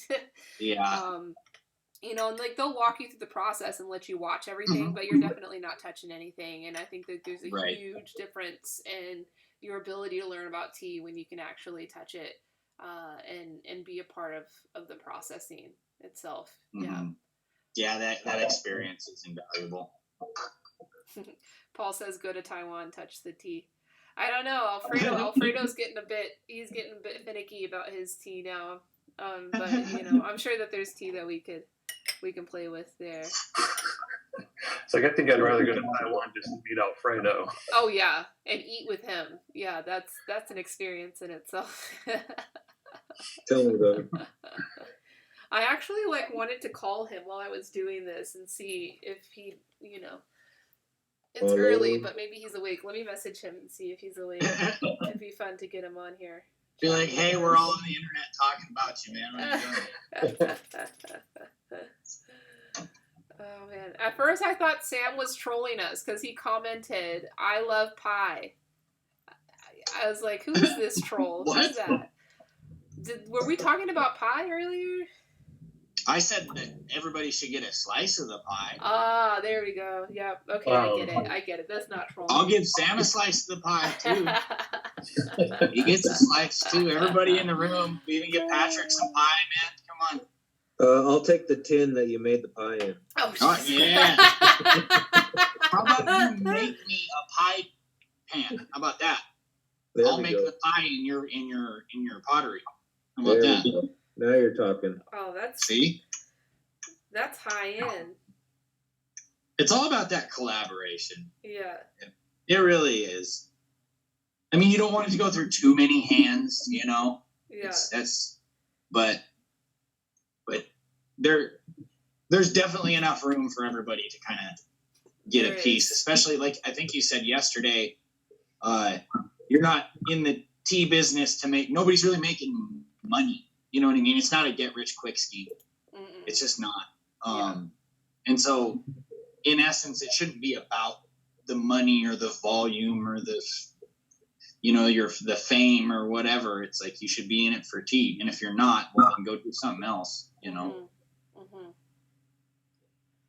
Yeah. We can all get a slice. Oh, Paul said he got 9 mini pies at the farmer's market. Oh well. Oh wow. All right. Paul's gonna have a nice weekend.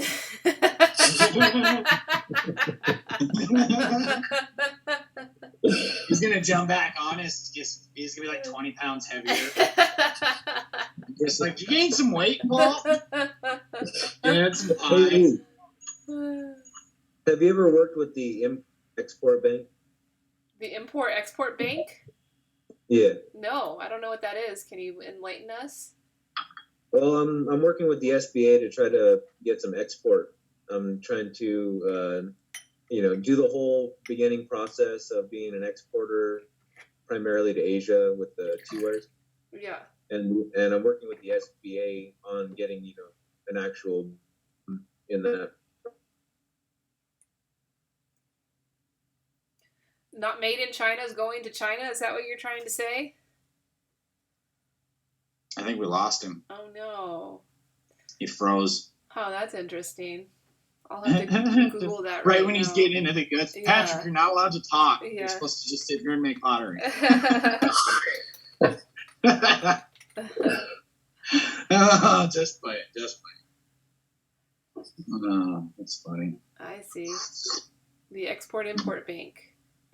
It's the official export credit agency of the United States. Well, I'm not So trying. basically, just like trying to get set up legit to be able to Yeah.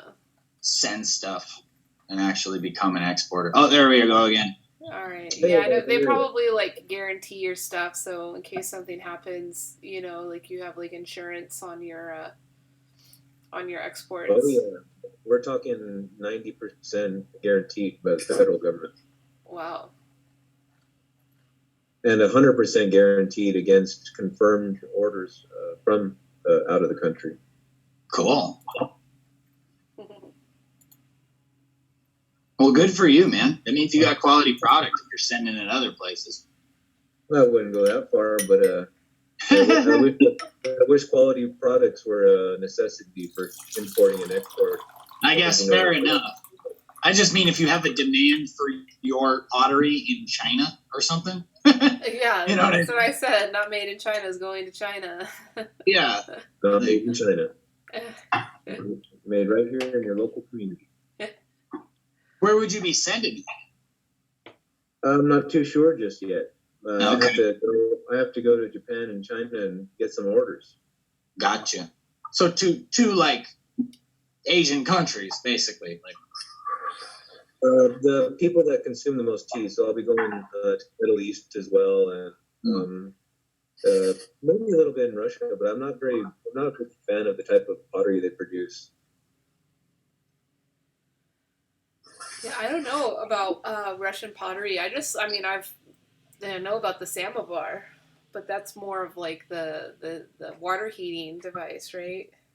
right. Yeah. Oh yeah. Well, in the I don't remember what century, but a European princess went in. You know, there's a lot of European ancestry there in Russia. That's why most people consider them white. But you know, Russia predominantly had a larger connection to China for thousands of years. But anyway, the ruling elite there brought tea to Russia through the caravans. You know, that's where we get like Russian caravan tea and like kind of like some of the different types of smoked teas. But anyway, so they're really into like Earl Greys and different types of smoked teas, pine smoke, and things like that. They drink it as a very heavy elixir, then mixed with boiling water or hot water. And then they add jam and fruit and eat it with snacks and talk politics. It's pretty fun stuff. Wow.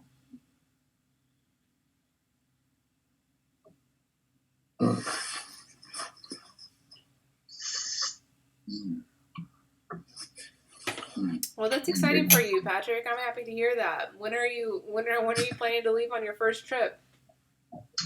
I have no clue, so I'm still in graduate school. So most likely I'm going to get my graduate degree first, get paid to travel to these countries for teaching English. That's what my graduate degree is in.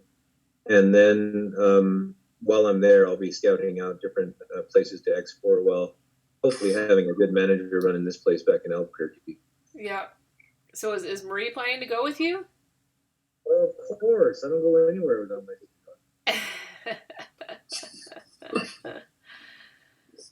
Is she gonna teach English as well? Hopefully she'll be making art. That's Okay. my main hope for her. Yeah. Because you know, she has a huge love of different types of arts from Asia, and so it'd be the perfect opportunity to you know, get to experience that firsthand. Yeah.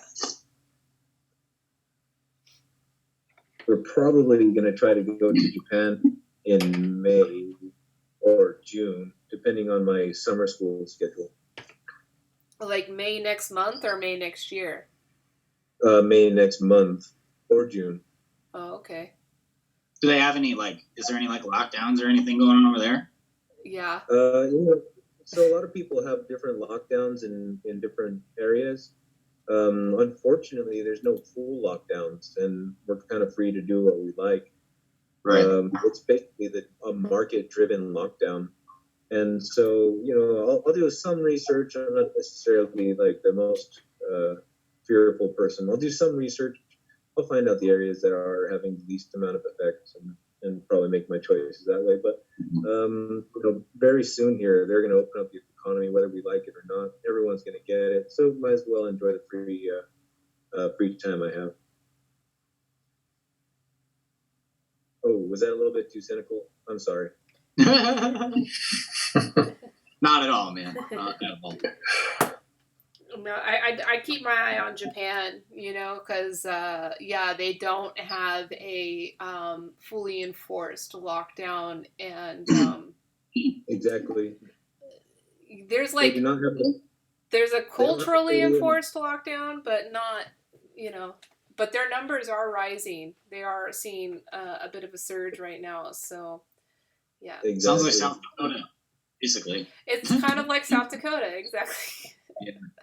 Which I can't complain too much because I don't believe in the idea of like a government enforced lockdown, because you got, like you were talking about in India, they're out there like hitting people with sticks and like shooting people with rubber bullets and stuff. And I'm not anti-Hindu sentiment. Oh, sorry, anti-Muslim sentiment. Right. But yeah, I would rather it be a voluntary lockdown, but at the same time, people don't like to actually be like hold themselves responsible for it. They'd rather be like, well, I'll wait until something else tells me I have to, instead of being like, I'm gonna actually take this into my own hands and I'm gonna like lock myself down, They're like, oh, I'll just wait until the government shows up with a gun at my door and be like, you have to stay in here, Yeah. That's terrible. Like, we don't want to do that. That is a real bad idea. Yeah. No, because Japan was getting a lot of praise for kind of their culturally enforced isolation, but now the story's changed. They're like, oh yeah, the government advised it and everybody's respecting it and they're doing really well, but now their numbers are saying something else, and it's like the only countries that are really having effective change on this are the ones that are employing like severe surveillance, and that's scary. That's like, it's like China and Singapore. I think those are the two main countries that have like supposedly good performance numbers, and those are all the ones that are like a phone app is telling you, oh, you're allowed to go outside today or not, based off of your surveillance data compared to everybody else's. Right, it's just they enforced it with violence, and that's what messes me up. It's like you have to stay inside. There's no discussion going on, and there's no consent at all. It's a very violent system, a very violent way of doing things. I don't know, it messes me up a little bit. But like with South Dakota, it looks like our cases are super high, but really there's only like 2 counties with more than a couple of cases, and that's like Minnehaha, which is Sioux Falls, which is where the meat plant is, and then there's one other county, and they have most of our state's cases. Like we had 9 in my county, and they've all recovered. Nobody was hospitalized, none of that. Like it's all been just fine. Like a week and a half ago. So, what they've been discovering though is that typically it's always the cities that are most reliant on mass transportation. They're finding out that single thing the most that spread the most cases. It's like in Indiana, it's really highly concentrated on Indianapolis. Because that's the only city that really has developed, and they've spent a lot of time and energy developing it over the last decade or so. So more and more people became reliant, and that's where the outbreaks were taking place. So it makes sense, like New York, Chicago, all those places. Well, that's how it is with us. That's how it is with us for Sioux Falls. It's the biggest city in the entire state, and that's where all the cases are. You know what I mean? Yeah.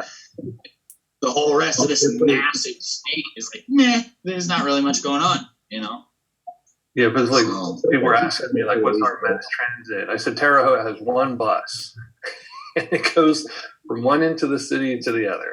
We don't even have a bus today here, so and that's it. Yeah, so. But yeah, that's what they said. They've really been traced back to mass transit. That's the most. It was like the really trigger for a lot of these cities. We're still learning. We still need to get enough people to. Like we're still starved for data. We need so much more. We can't even figure this thing out yet. Right. I think the data is in don't be poor. Oh, I shouldn't be laughing at that, but man, that was I might have watched the wrong report, but I think that was the conclusion. oh man. Oh, that is right. I grew up low class. I'm still in that bracket probably. So I feel you there. It's like if I needed medical help, I'd be really hurting, you know. So not a whole lot I could do. Yeah. Well, you're in a very large majority, so Yeah, for sure. Yeah. The best thing that we can do is just take good care of ourselves and, keep a positive attitude. So. Exactly. And stay to yourself and enjoy life, that kind of stuff. Yeah. Right.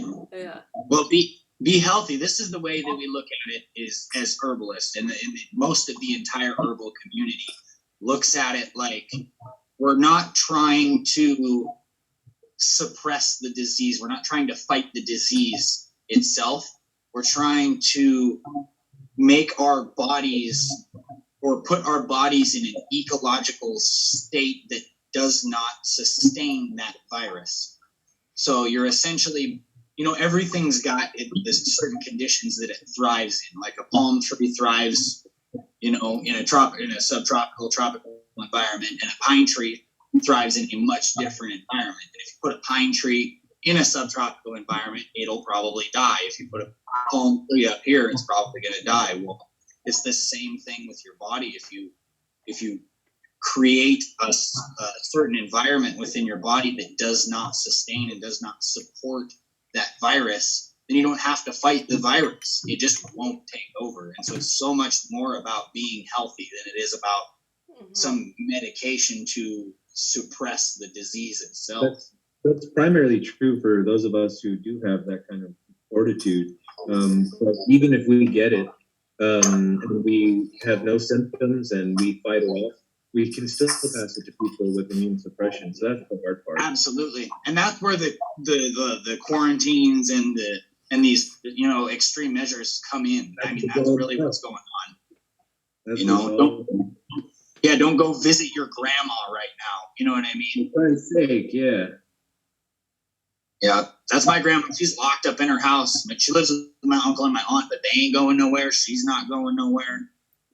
We're not allowed to come over. That's just bottom line. Are you guys doing deliveries for them and helping them out? If they need it, yeah. For the most part, they're pretty self-sustaining, I guess, if you will. My aunt will do a lot of this stuff because she lives in the same town. Yeah. But if they need anything, they'll call. We're definitely here to help, but it's minimal contact. It's the same thing with my lady's mom and her sister and their kids. They haven't done any social anything. They've just been at their house, and we'll go get groceries for them. Yeah. And then we'll drop them off on the porch and take off. Yeah. So. Hi, Marie. We heard you're getting exported to Asia. Congratulations. Oh. They're directly exporting Marie to Asia. Oh, I'd like that too. Both are good. Both. You're 99% guaranteed by the federal government. That's great. 99% guaranteed Marie.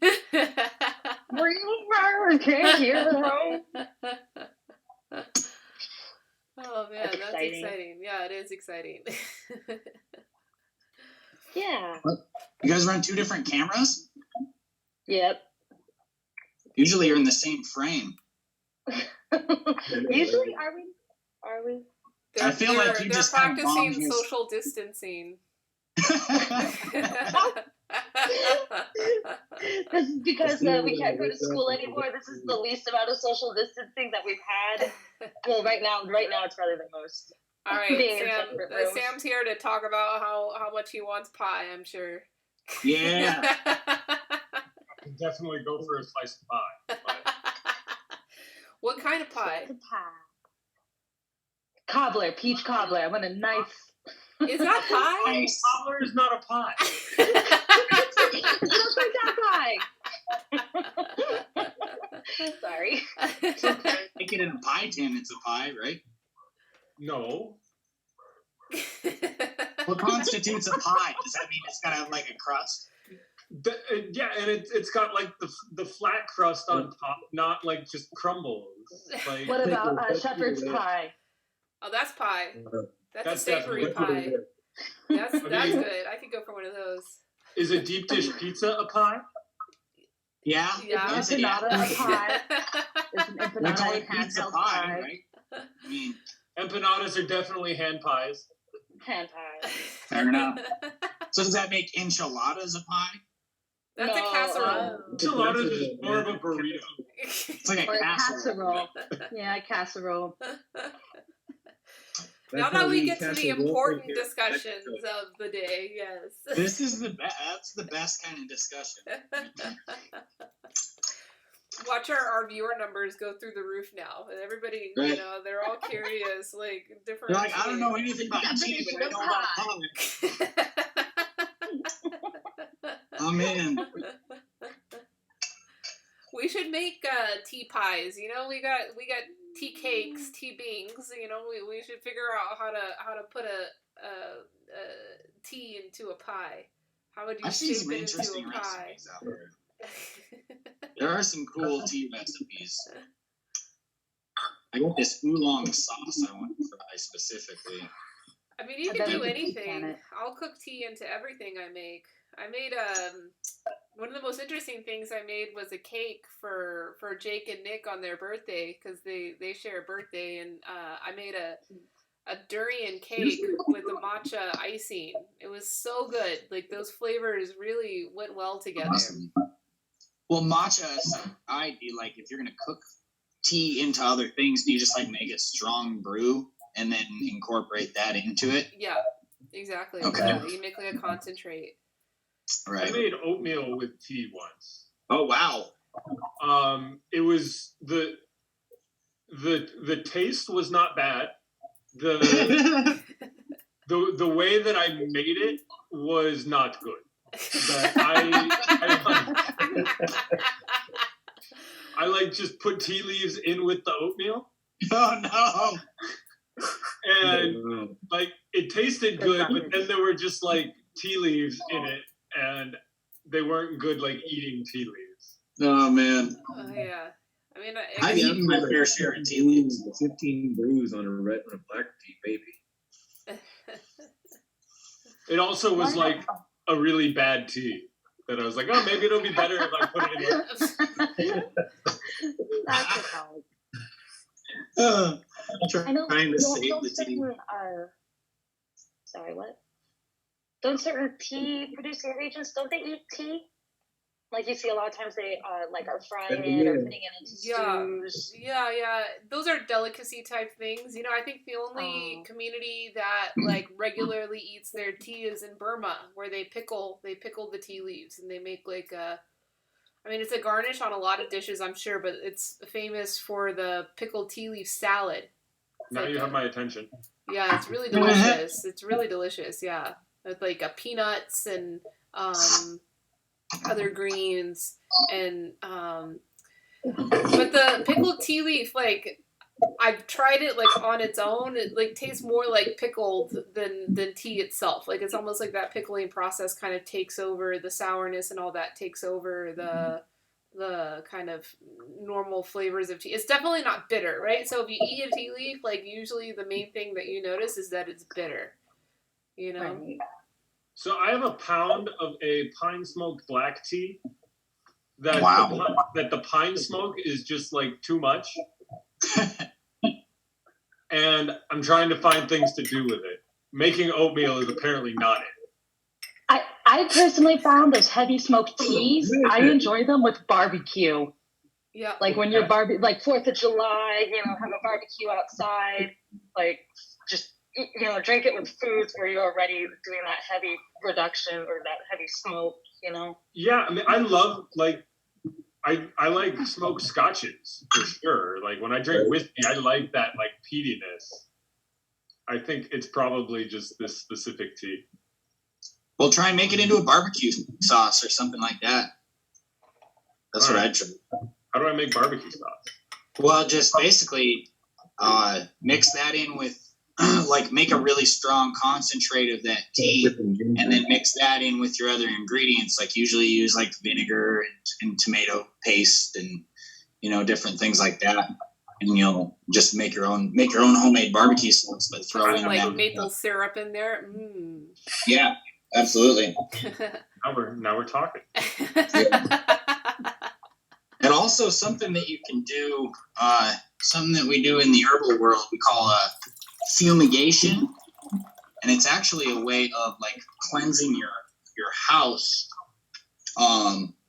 or the air of like.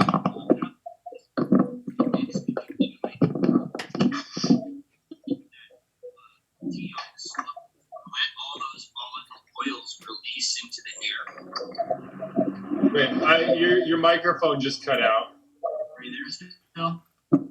Your microphone just cut out. Yeah. Can anybody hear me? Yeah, we can hear you now. Okay, so basically when it works for a lot of, you can use all sorts of different kinds of plants, but you can either fumigate through like burning smudge, or you can do it on your stove too, and you can just boil it on your stove and let those volatile oils kind of fill up your house. Same way with like diffusing essential oils. Those volatile oils usually have some sort of antiseptic property, and so they'll latch on to airborne pathogens and help in kind of cleansing the air. That's kind of what smudging is in general. It's a practice that has been used forever, but you can just simmer really aromatic stuff on your stove and kind of fill your house with that aroma. And it's actually cleansing the air process.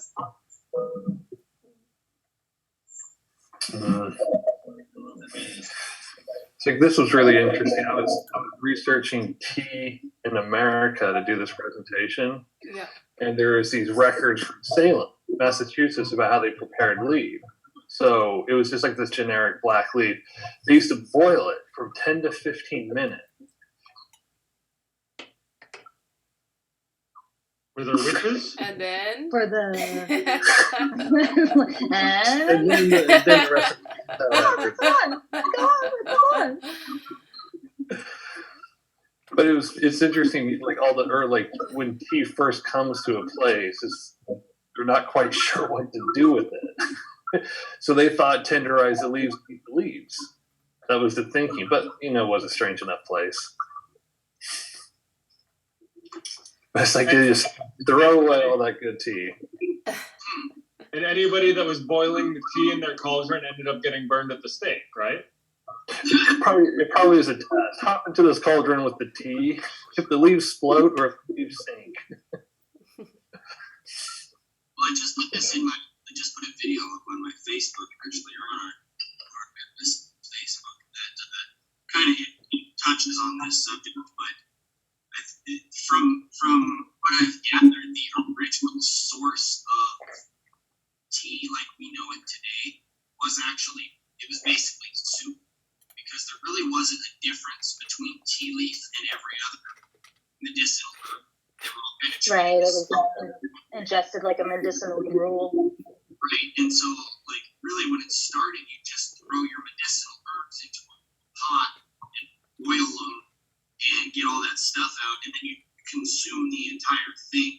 And then eventually that shifted a little bit into them grinding the leaves up like mortar and pestle style, like mixing it into the water and consuming the leaf material like that, which is basically magic.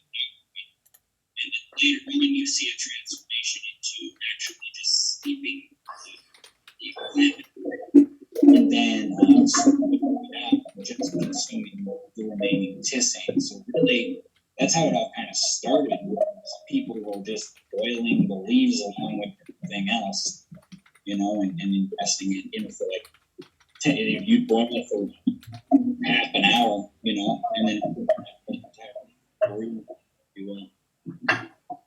I heard too that if you even go further back than that, that they just Aboriginals would just ingest just straight off the tea leaves or the tea plants, just while you're foraging and going through the jungle, and just happen upon some vegetation that looks edible, and you get this nice kind of buzz or kick, and they're like, oh, this is really nice too, and in that event, and then eventually when you get into the having the ability to boil water, let alone putting things into water to boil them, which is super fascinating. The whole, it's just crazy too. And like you were saying too, no matter like where tea goes, it's really interesting how that local culture makes tea their own, and how they try to integrate it into what their locality allows them to, whatever that may be, like whatever equipage or tools or their processes or storage methods or transportation or commerce. Or just need, or just what? Need. Yeah. Joe, I'm gonna mute you because you're the one that's causing all the feedback. So I don't know what's going on with your audio, but so all the kind of modern tea cultures, Western tea cultures, British tea culture, and that kind of extended into Indian tea culture, their whole culture was based off of this need for sustenance for this growing working class of people that couldn't afford to eat 3 meals a day and sustain their energy for all the labor during the Industrial Revolution. So the whole You want to come up? adding of milk and sugar was a part of that of that tea break. Your 2 o'clock in the afternoon tea break is really to kind of just coat your stomach and satiate your hunger so that you can continue to finish your work in the day. I don't know if that right. I don't know if that need is, that's better, Joe. Yeah. I don't know if that need is still relevant. I mean, I'm sure it's relevant for some categories of communities, but it's just become part of their culture now. But yeah. India or England or both? Both. Yeah. So India's honestly, because I know in England, like during the Industrial Revolution, during like the farmer days when the farmers were moving into the cities, it was common to be supplied beer. And then when tea came around, for those exact reasons at least stated, and so then when tea came around again, they were not only given that sustenance and that mandatory tea break came around, but then also the antibacterial and antiviral properties that helps to boost those large populations in those congested cities. But the nice thing about, again, giving your workers that I've heard, the tea as opposed to beer, is that it makes you more alert and relaxed and able to deal with that high-end spinning machinery and less likely to lose your appendages. Unlike if you gave a worker beer, they would become sluggish and slow down on production times too. Yeah. But and I've also heard too with India that it also, as you know, of the drinks they serve in the temples, the buttermilk teas and whatnot. But I've also heard that chai also came from a staple drink they used to have that was just primarily like spices, sugar, and milk. I've heard. Mm-hmm. And then the tea came into it. Have you heard that, Elise? Yeah. I think sugar milk based drinks are a very long standing part of Indian culture, and the tea was added in. I think mostly not until the 1970s. Mm-hmm. Wow. Which is amazing because if you talk to an Indian friend of yours and ask them about what chai means to them, they will address it as if it's a deep part of their family's heritage. Great grandmother ancestors were drinking chai, and it's no, 1970s, you might have been born then. Wow. Yeah, so it's really interesting how chai has become, such a important staple of Indian culture, even though it's so modern. But yeah, the idea of like spice infused, sugary milk drinks, I think are not new. Like that is something Right. that's been, and that's why like the whole like masala chai thing took off. I think the masala, which is like spice blend, it means mixed, spice mix. Right. That was long established, but the chai was only introduced, after the whole CTC process was was developed. Wow, so they didn't even have chai before the turn of the century, is what you're saying. Yeah. Well, Not as we know it today, anyway. Let's put it that way. Yeah, because like back when tea was first introduced as a crop in India, it was like exclusively export, and then the British tea marketers decided, hey, like there's a pretty addressable domestic market here. Like, why are we exporting everything? Like, let's figure out how to sell this here. And so that's when they started a propaganda campaign to popularize tea. And they totally pulled at the heartstrings of like nationalism. Like this was right after independence. Like they started that campaign in the 1940s, right? And so, India became independent in 1947. So, it was like the heat of Swadeshi, and so these are all terms of like self-subsistence and independence and autonomy, nationalism for Indian people, as they were gaining their independence from the British. So that whole propaganda campaign, which was developed and executed by the British companies, was all pulling on the heartstrings of nationalism in India in order to like kind of deceive them into thinking that that chai is something that's like national pride, when it's really not. That term Swadeshi was like a very important. That was the whole start of kind of the resistance against colonialism, when they started like burning all the clothes, like. And encouraging people to make their own clothes and make their own products to consume. Like that's that term Swadeshi, and that was like one of the main propaganda points in this campaign. And it's like Swadeshi would imply that like if you're buying this tea, not only is it grown in India, but like all of that money goes back to India, but all of the owners of the estates and the tea companies were all British. So it was like a total fake. But that's just an interesting little thing about that. But I was asked to give a presentation at a Ahimsa conference. Ahimsa is Gandhi's, that was his main platform that he advocated upon, of nonviolence. So that in Hindi it just means nonviolence. So that's like nonviolent resistance, and that's all Ahimsa. And so now there's this Ahimsa Center, and they do a conference, and they all talk about how to integrate nonviolence into other aspects of life and whatnot. And this conference was about India independence after 70 years. Like, what is the state of democracy there? What is the state of Ahimsa and Swadeshi? Because like when India became independent, like it was like this huge celebration of independence. But like, where are we now 70 years later? And I did a presentation on tea. And so, like, Gandhi's grandson was in the room. Like, all the top Gandhi scholars in the world were in the room. All of these, like, crazy, like, activists and strong people in this movement. Like, all Indian. I was the only non-Indian and the only non-PhD in the room. It was, like, very intimidating. And I had to educate every single one of them about how corrupt Indian tea is. And that, like, drinking milk tea chai is basically like drinking blood tea, drinking oppression, drinking indentured labor, and all of that. And these are like the most woke, knowledgeable nonviolence activists in the world, and they didn't even know that about their own culture and the products that they consume themselves. So yeah, that's just, I know it's a little off topic, but just kind of an interesting. Awesome. No, that's awesome. No, it's awesome.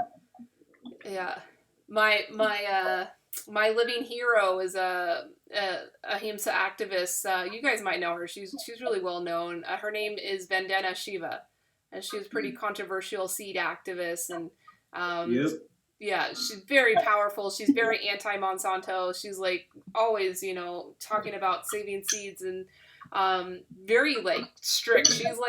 She's like that scary aunt that you would never want to piss off. Is that the woman you met at LIB? Yeah. Awesome. The one that I stalked to meet, yeah. Wearing a bikini.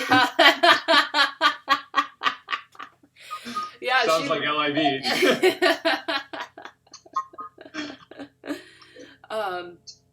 Yeah, so last time I was in India, the guy that was kind of like showing us around to learn about organic Ayurvedic herb farming, he's like a longtime ahimsa activist, and he's actually very good friends with Vandana Shiva. And so when I told him, oh, she's like my living idol, my living hero, I can't wait to meet her and talk about the work, that I do in India with farmers.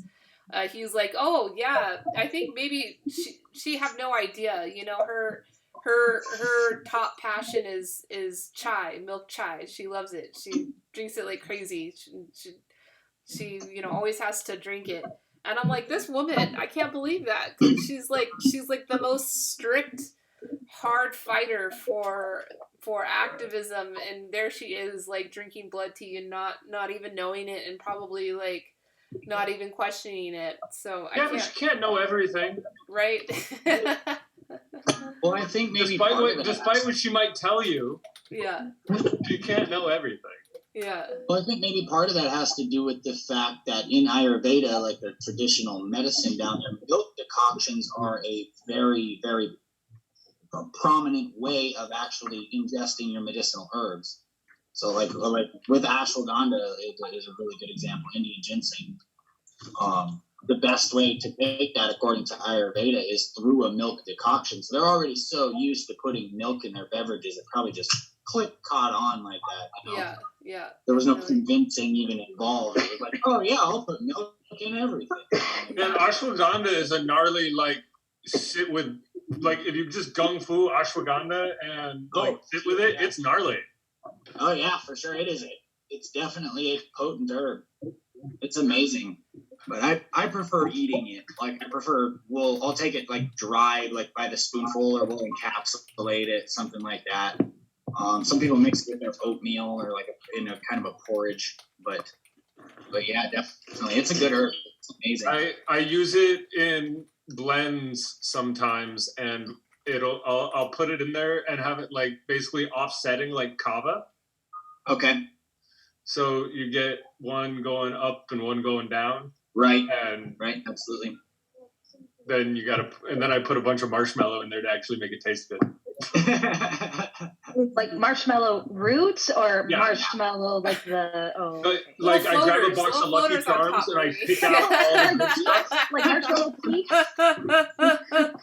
Like the pots of golden rainbows and the horseshoes. Those are my favorite. In the pot. All together. Marshmallow root taste. It's awesome. It's delicious.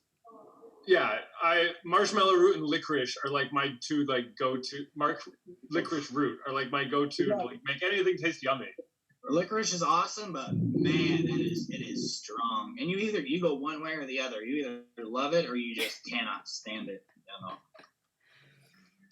I missed this comment earlier from Paul, and I know the timing's a little off, but I have to include it because it's just that good. He said 13 minutes ago, I think Joe's mic fell into a pipe tin. Oh. I don't know what happened, but I think it was I adjusted my phone on the mount here, and I also had my window open. Yeah. And there were some dogs barking out there, so I think it just kept barely picking it up and just messing with the sound, but I flipped it around. Should be all better now. Fell into a pipe. Paul, where you at? Get on. Paul. Paul's probably I was rewinding. curious, Elise. Go ahead, Marie. Go ahead.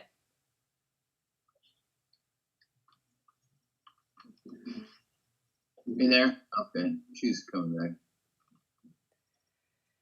Yeah, when she gets back, I'll let her ask her question. But yeah, Paul's probably chilling. He worked at the farmer's market all day long. Actually, they've been working really hard at the farmer's market, so. Fair enough. Yeah. He's usually one to jump on no matter what he's doing, though. Yeah. He's definitely not scared to jump on. Oh, no, he's not. Oh, someone's getting a message. Marie, all right, what was your question? Oh, so when you say that the chai is like the symbol of like the oppression and the awfulness of the Indian people of what happened to them, do you mean like the embodiment of the chai drink itself? No, the CTC, you know, like the tea that they're using. You mean like the CTC? Yeah, so chai in India, like when you're offered a glass of chai, like it's always made with CTC. It's never going to be made with like handmade orthodox Darjeeling tea. Like those teas are pretty much exclusively for export to like the European market or North American market. So, you know, if you're just like at a street stall or even if you're in someone's home and they're making a glass of chai for you, it's going to be CTC, like just broken down commodity tea from the market. So that's what I mean by it. Okay, Paul's here. He couldn't miss out on the fun.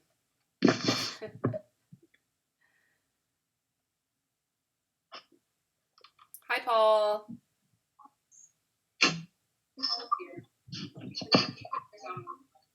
Turn the Facebook video off. Okay, cool. You're a pro. Again. I'm laying up after working today. Yeah, you're winding down. Yeah, you had a busy day. How was the market? Everything go smoothly?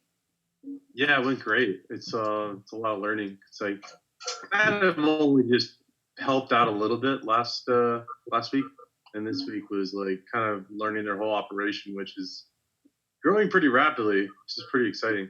Yeah, it's good to hear the farmers market getting bigger. Cause yeah, I've spent time like trying to sell tea there, and it's difficult. You know, I never made money. I never, you know, like it takes a lot of time to be there and never made enough money to justify my own time. And then I hired somebody to do it because they had more consistent time to dedicate to it. But I would lose money because I was paying them more than what was coming in as revenue. So it's good to hear that the market is, you know, expanding and doing well. Yeah, it's like people are getting the produce boxes, which is great. They don't have to come in, but even the people that do come in, I don't think they feel like it's unsafe. I think you were the one saying that people are getting PTSD going to supermarkets. Like, oh, the thought of having to touch a cart and then might be infected, and then someone might be coughing next to me.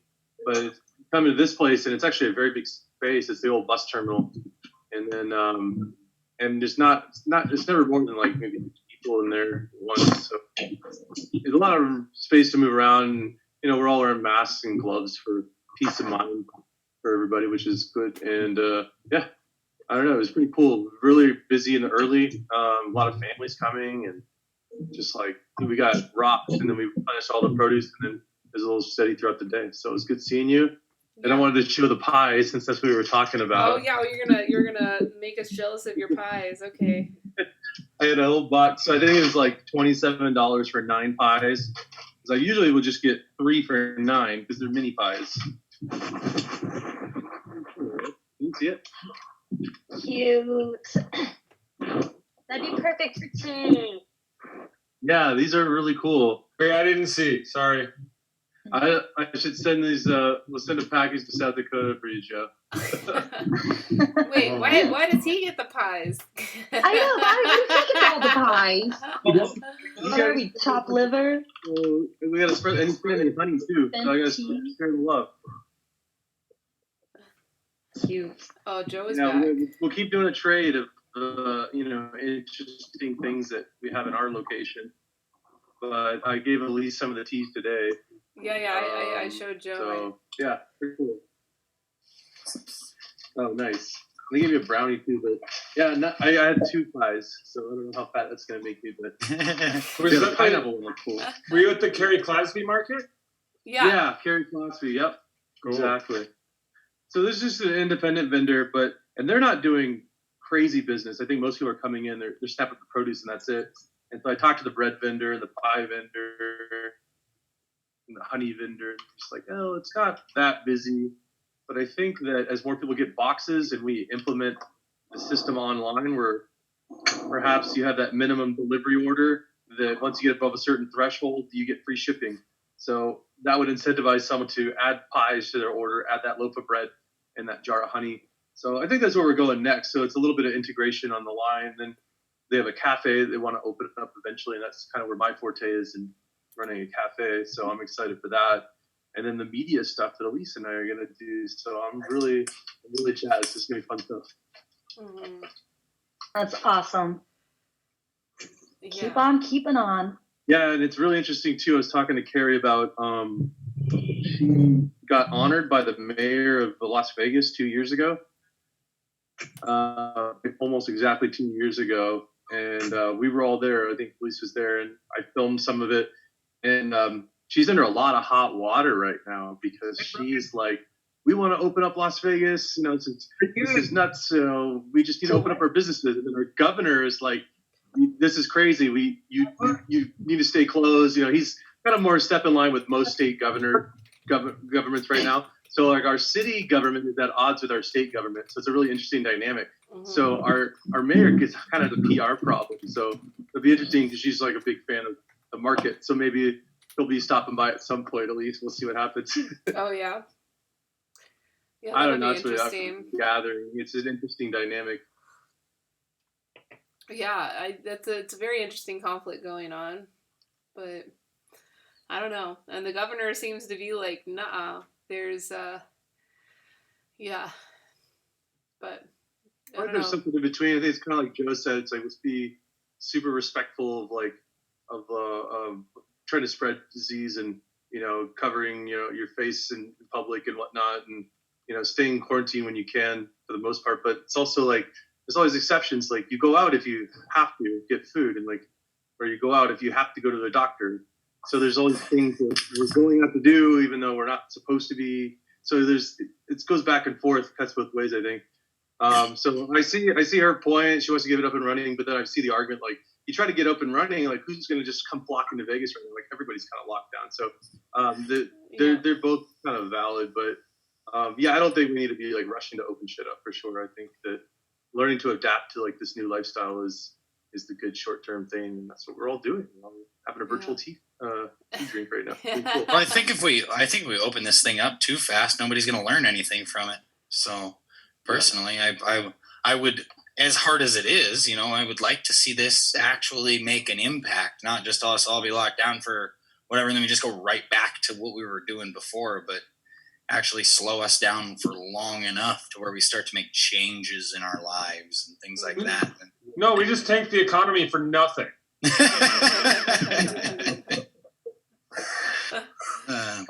That's how we roll in America. Yeah, America. Yeah.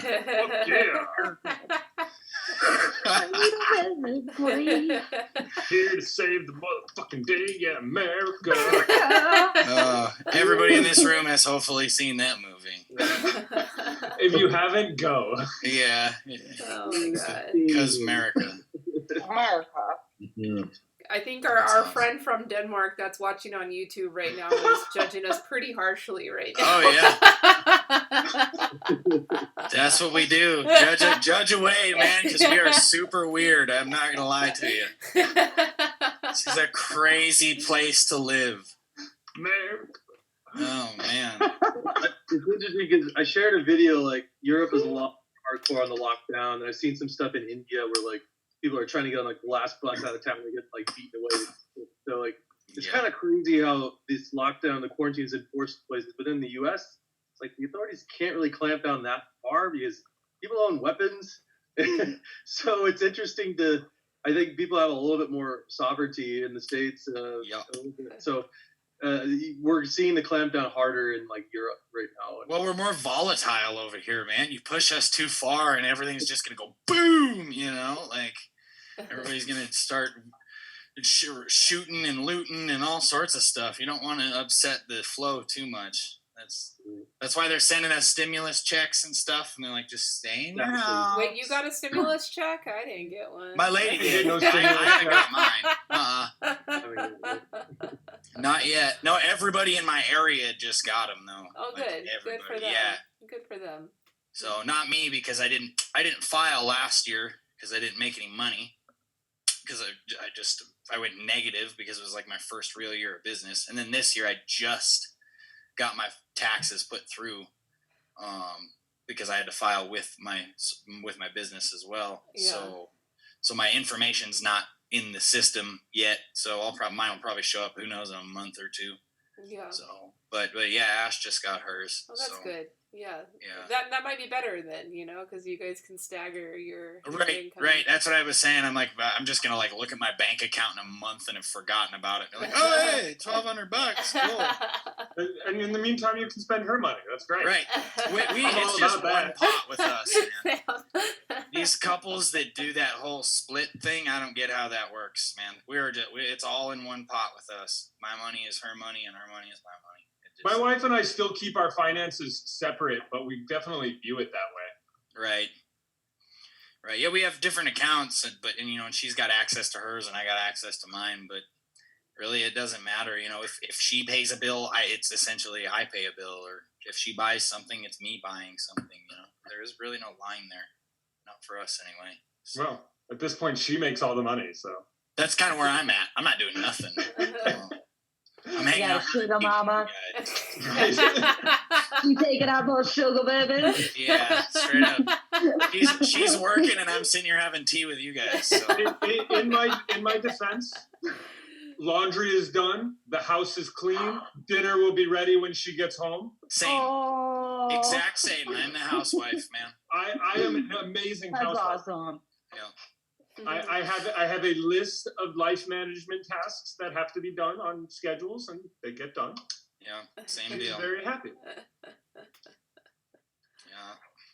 Yeah. Plus, I make good arm candy when we do get to go out.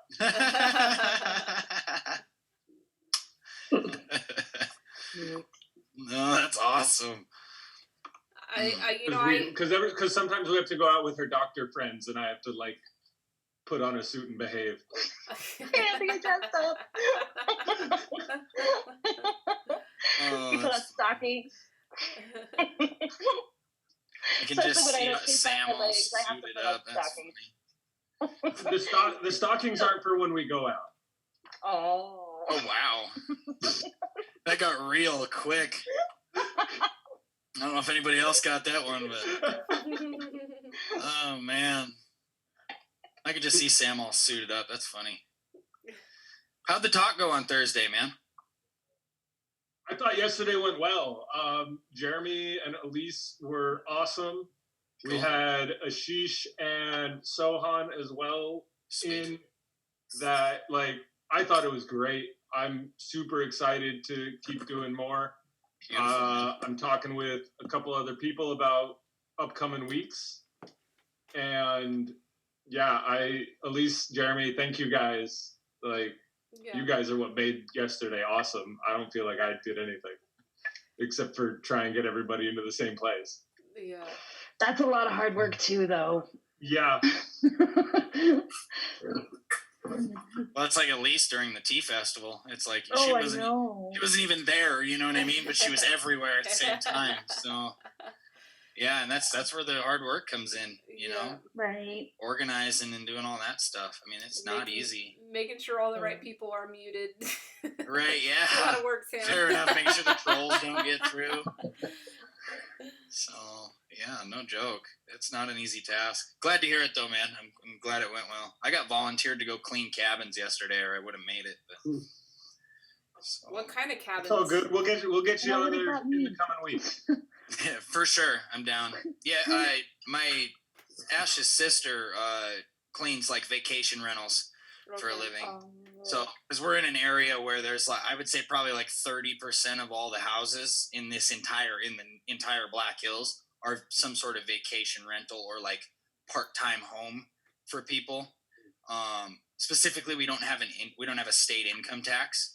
So a lot of people with a lot of money come out here and build a house, and they're like, "Oh, I live here. I don't have to claim an income tax." Blah blah. But they spend the rest of the year in wherever. So they come out here for a couple of months, and then they rent their big 5, 6, 7 bedroom cabin out for the rest of the year, like on Airbnb.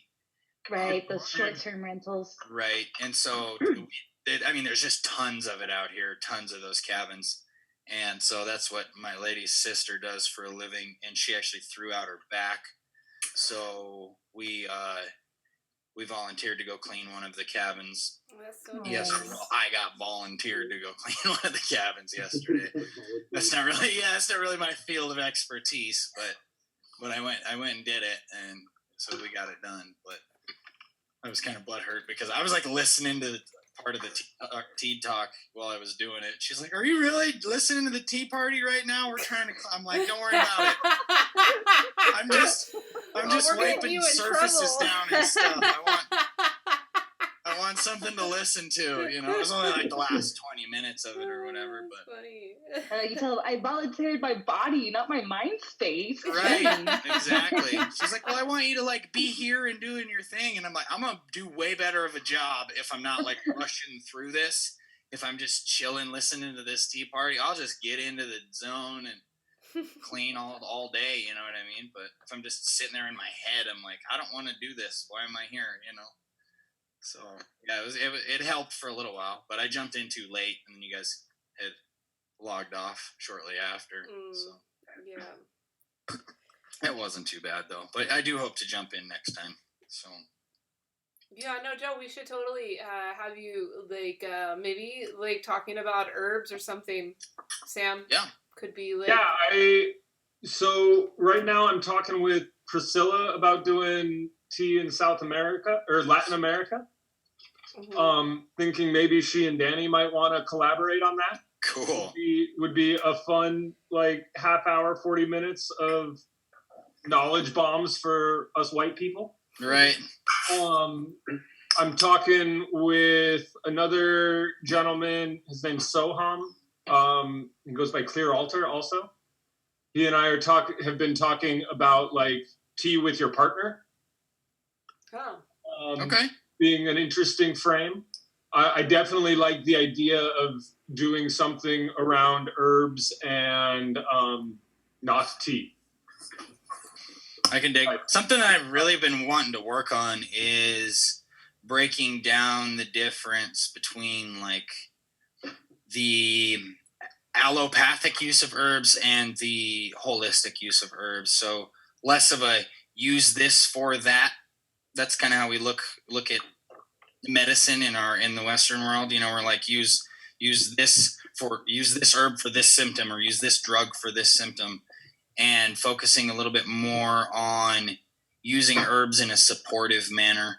Then because I truly believe that's how they should be used, is in a way that actually supports the processes going on in your body rather than suppressing the symptoms. You know, we look at like a really good example is like fever, and we look at fever as the enemy. We got to get rid of the fever, right? But your fever is actually like a denaturing process. It's your body heating up to cook out that virus that's inside you. Your body recognizes that there's a virus, and so it heats up and cooks that virus out of you.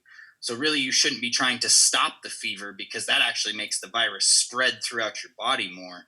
But you should be using herbs to support a healthy fever, basically. And that's just one example. You could look at cough or like any symptom really is like that. You know, inflammation, things like that. You're not looking to stop the symptom. You're looking to support it so it works in a healthy manner, and the intelligence of your body can actually, do what it needs to do and keep you healthy. It's a self-regulating system, and it will take care of you if you help it. So I would love to do, like a excerpt on that whole subject. It's something I'm working on at the moment. Awesome. You feel like that's like a 15, 20-minute thing, or is that like a half hour? You can make it as long as you want, man. You give me a time limit. I will talk for years, bro. So Cool. I'm long-winded. Awesome. I've got your email. Yep. We can take this conversation there, and we Sweet. can start to Yeah, and you're not going to my spam folder anymore. I fixed that. So Oh, that's good. or my Sam folder. So, Drop the yeah. P. Yeah. So yeah, I fixed that. So you can get a hold of me however, man. No problem. Cool. Then yeah, we should definitely figure out. I like the idea if we're gonna do more like presentation style, like basically like the TED Talk style of like one person giving some sort of interesting presentation. Right. Kind of what Elise is doing now. I support that idea a lot, where you give the first 15 minutes is like information, Right. and then it opens up into discussion. Yep. Because then there's actually some trajectory there. It's not just like, hey, we're all hanging out. What are you doing today? There's something to gain from it. You're like, well, if at the worst, I'll listen to this 15 minutes, and then these people can just ramble on for an hour, and I'll take Right. Yeah, we've been on here for what, like 2 hours already? Yeah, we've been going We're at it. talking Friday. Yeah, it's Friday. It's the weekend. That's right. Yeah, Right. it's happy hour. Friday, I guess. Did we decide whether what was it? Well, meat pies were pies or cobblers were pies? Was there a decision on that? I mean, cobblers are definitely not pies. They're cobblers. Cobblers I've have seen never pies been- with crumb crust though. Like, I'm not gonna lie. Yeah, It's a that's common a thing. hybrid though. Okay, That's cheesecake. My That's a pie. opinion is that a cobbler is basically a pie that's been smashed. Fair enough. Basically smashed pie. Fair enough. Now you guys are making me hungry. yeah. I'm on my cleanse, so I can't even have pie. So Damn, you've been on your cleanse Cut out sugar. for over a week now, huh? we've been going since the 19th. We're doing 40 days and 40 nights. So we are about 10 days from the end. I think the last day is the 27th. So the 28th I can start. It's gonna be a real slow introduction too, though. Like real slow, where That we is like quite the try plan. like a piece of cheese and go for a couple of days, and then you know what I mean. Try a little bit of bread and go for a couple of days. So what are you eating? Just kitchery? No, we just we just cut out gluten, dairy, sugar, and then all caffeine except for Gung Fu sessions. So we aren't drinking coffee. We aren't drinking tea on the go anymore. We're only drinking Gung Fu tea. But yeah, basically it's like lots of grains, vegetables, fruits, rice. So things like that. And it has been great. It's made some massive impacts on our life already. So it's wonderful. It's why I highly recommend doing that for everybody, at least at some point in the year. Go a month without all of the things that you ingest all of the time. Give your body a little bit of a break. It really helps. It's made some good impacts. So. Oh man. So the Burning Man project that I worked on last year got accepted to be part of MAPS's bicycle night celebration Okay. this weekend. Oh, cool. So What does that mean? We're going to do an immersive room for like 100 people Wow. for like 3 hours. Sweet. Wait, Yeah. what? This is what? I don't So understand. MAPS is doing an online bicycle night celebration. Okay. And the artist that I work with Mind Murmur, we got accepted to host the space in there. So we are streaming Mind Murmur in and going to be doing meditations and stuff like that Oh, cool. Sweet. for a group How of. cool. And my Zoom room can support 100 people. So that's how many we'll probably have to limit it to. They've sold like 3,000 tickets to this thing. Oh, wow. wow. Wow. Yeah. So Maps. There's is some that's like, encouragement to. Oh, go ahead. is that like Google Maps or? No, Maps. The the Psychedelic Research Found. Oh, okay. Multidisciplinary Association for Psychedelic Research. Okay. Wow. Is Psychedelic studies. Yes, psychedelic studies. Yeah. So yeah, Bicycle Day is the 19th, which celebrates Albert Hoffman's first intentional use of LSD. So, how much were the tickets for that? Do you know? It's donation based. Okay. But I think at this point they might already be gone. Got you. That's just some more incentive for the next tea festival to do something like that, I think. Yeah, I mean their email list for people that they're marketing this to is probably 1,000 times what it probably has a few zeros on it compared to anything, even if we all combined our shit. Right. Which is, I mean, good. People could use more psychedelics. People love to trip. Yep. So not it should be wild. But there'll be a lot of live stream content too. Oh, cool! Like on Twitch or something. Yeah. So I'll definitely keep you guys posted as I get more information about it. We're like scrambling to like get the experience together. Yeah. And have it be a working thing. Cool. You gonna post all the info on your personal page or what? Yeah, probably. Okay, cool. I could if I can figure out how to make my own freaking sign-in thing to be able to like get my own credentials. Fair enough. Sweet. Yeah, interested. Very interested. But it should be very cool. That's great. I'm going to check out. I'll see you guys. See you, Paul. Hey, Paul. Patrick on. just been going at it. Dude, Patrick like went on a journey and everything. Yeah. Where did he go? Yeah, what was that? Where did he go? I didn't see it. You didn't notice him take off? He like ran across the street and everything. You guys are taking your social distancing way too seriously, Marie. Like, oh, it's my lifestyle. I've been like this for many years. This is not new. Yeah, he went on a whole journey and everything. I didn't exactly see what he was up to, but yeah, I didn't. Maybe he can explain it to us, but I see his microphone's off. Yeah, he's muted. What happened, Patrick? Oh, there he is. Yeah, he's still muted. Patrick, tell us what happened. Oh, my microphone was off. There you go. Yeah, your microphone was. What happened? Tell us about your adventure. Well, there's all kinds of stuff, but mostly we have the live work kind of Airbnb artist work studio across the street. Okay. And so I just went over there to grab a cig, and then I came back. Just hang out a little bit. No, not at all. Just a cig. Got to keep working. Take it. Oh, So thank break God. time. I was Break worried time. maybe somebody ran themselves over with their own car again. What?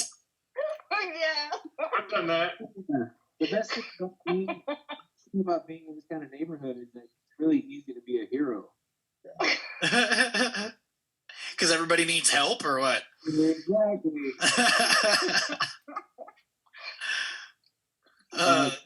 One time, this woman accidentally pulled off some other car, went spinning, jumped out of her car angrily to yell at somebody, but didn't turn their car off. Instead, they put it in reverse. Oh no. And the car kind of just revved up for a while and then like jumped the curb and smashed into her and sent her flying over a fence. And yeah. And somehow she ended up pinned in between the ground and the fence with the car on top. And all you hear is this screaming, like I can't remember. It's like, oh God, help me! Yeah. That was the fastest I ever jumped a fence. Wow. That's crazy. Yeah, she had a giant bruised spine. So I was just keeping her pinned to the ground and not letting her move. Brutal. Sounds like an interesting place to live. You guys are in New Mexico, yeah? Exactly. Yeah. Breaking up crowbar fights and What? stuff. I don't know about all that. It's pretty fun. You get to exist in the moment for a little bit. Very rare. Fair enough, yeah. Fair enough. Very, very rarely does anything like that exciting happen up here. Yeah, it's pretty common here. We had a high when something like that happens, it's like everybody knows about it. It's like like the whole area gets broadcast on the news and all sorts of stuff. Oh no! You see, in this part of town, there's so much stuff that happens that doesn't get reported. Yeah. Oh, no, yeah. Yeah, we had like a high-speed chase through town the other day. Some dude was like going like 90, ended up rolling his truck down this hill, and there was like 15 cop cars, and it was crazy. Small town stuff. It's always like out-of-staters too. They're like never from around here. All this crazy stuff happens. They're just coming through on I-90, like coming through the area. And South Dakota cops like to pull everyone over, and so as soon as that happens, then shit gets wild. So, but Crazy. yeah, it's fairly mellow.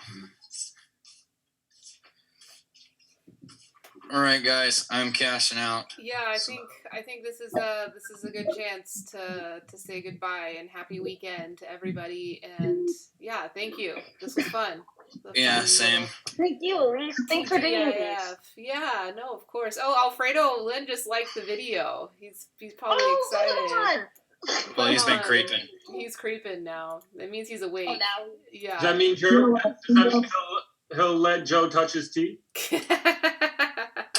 Was that a yes? Showing up, man. I want to touch his baby. I want to touch his baby. I want to touch his baby's cheeks. I want to squeeze them so bad. I want to shake his hand. Yeah. I want to shake his hand. Yeah. I got super serious. Yeah. His baby is cute. All right, I'm calling him now. He read my message and he liked the video on Facebook, so he's obviously awake now.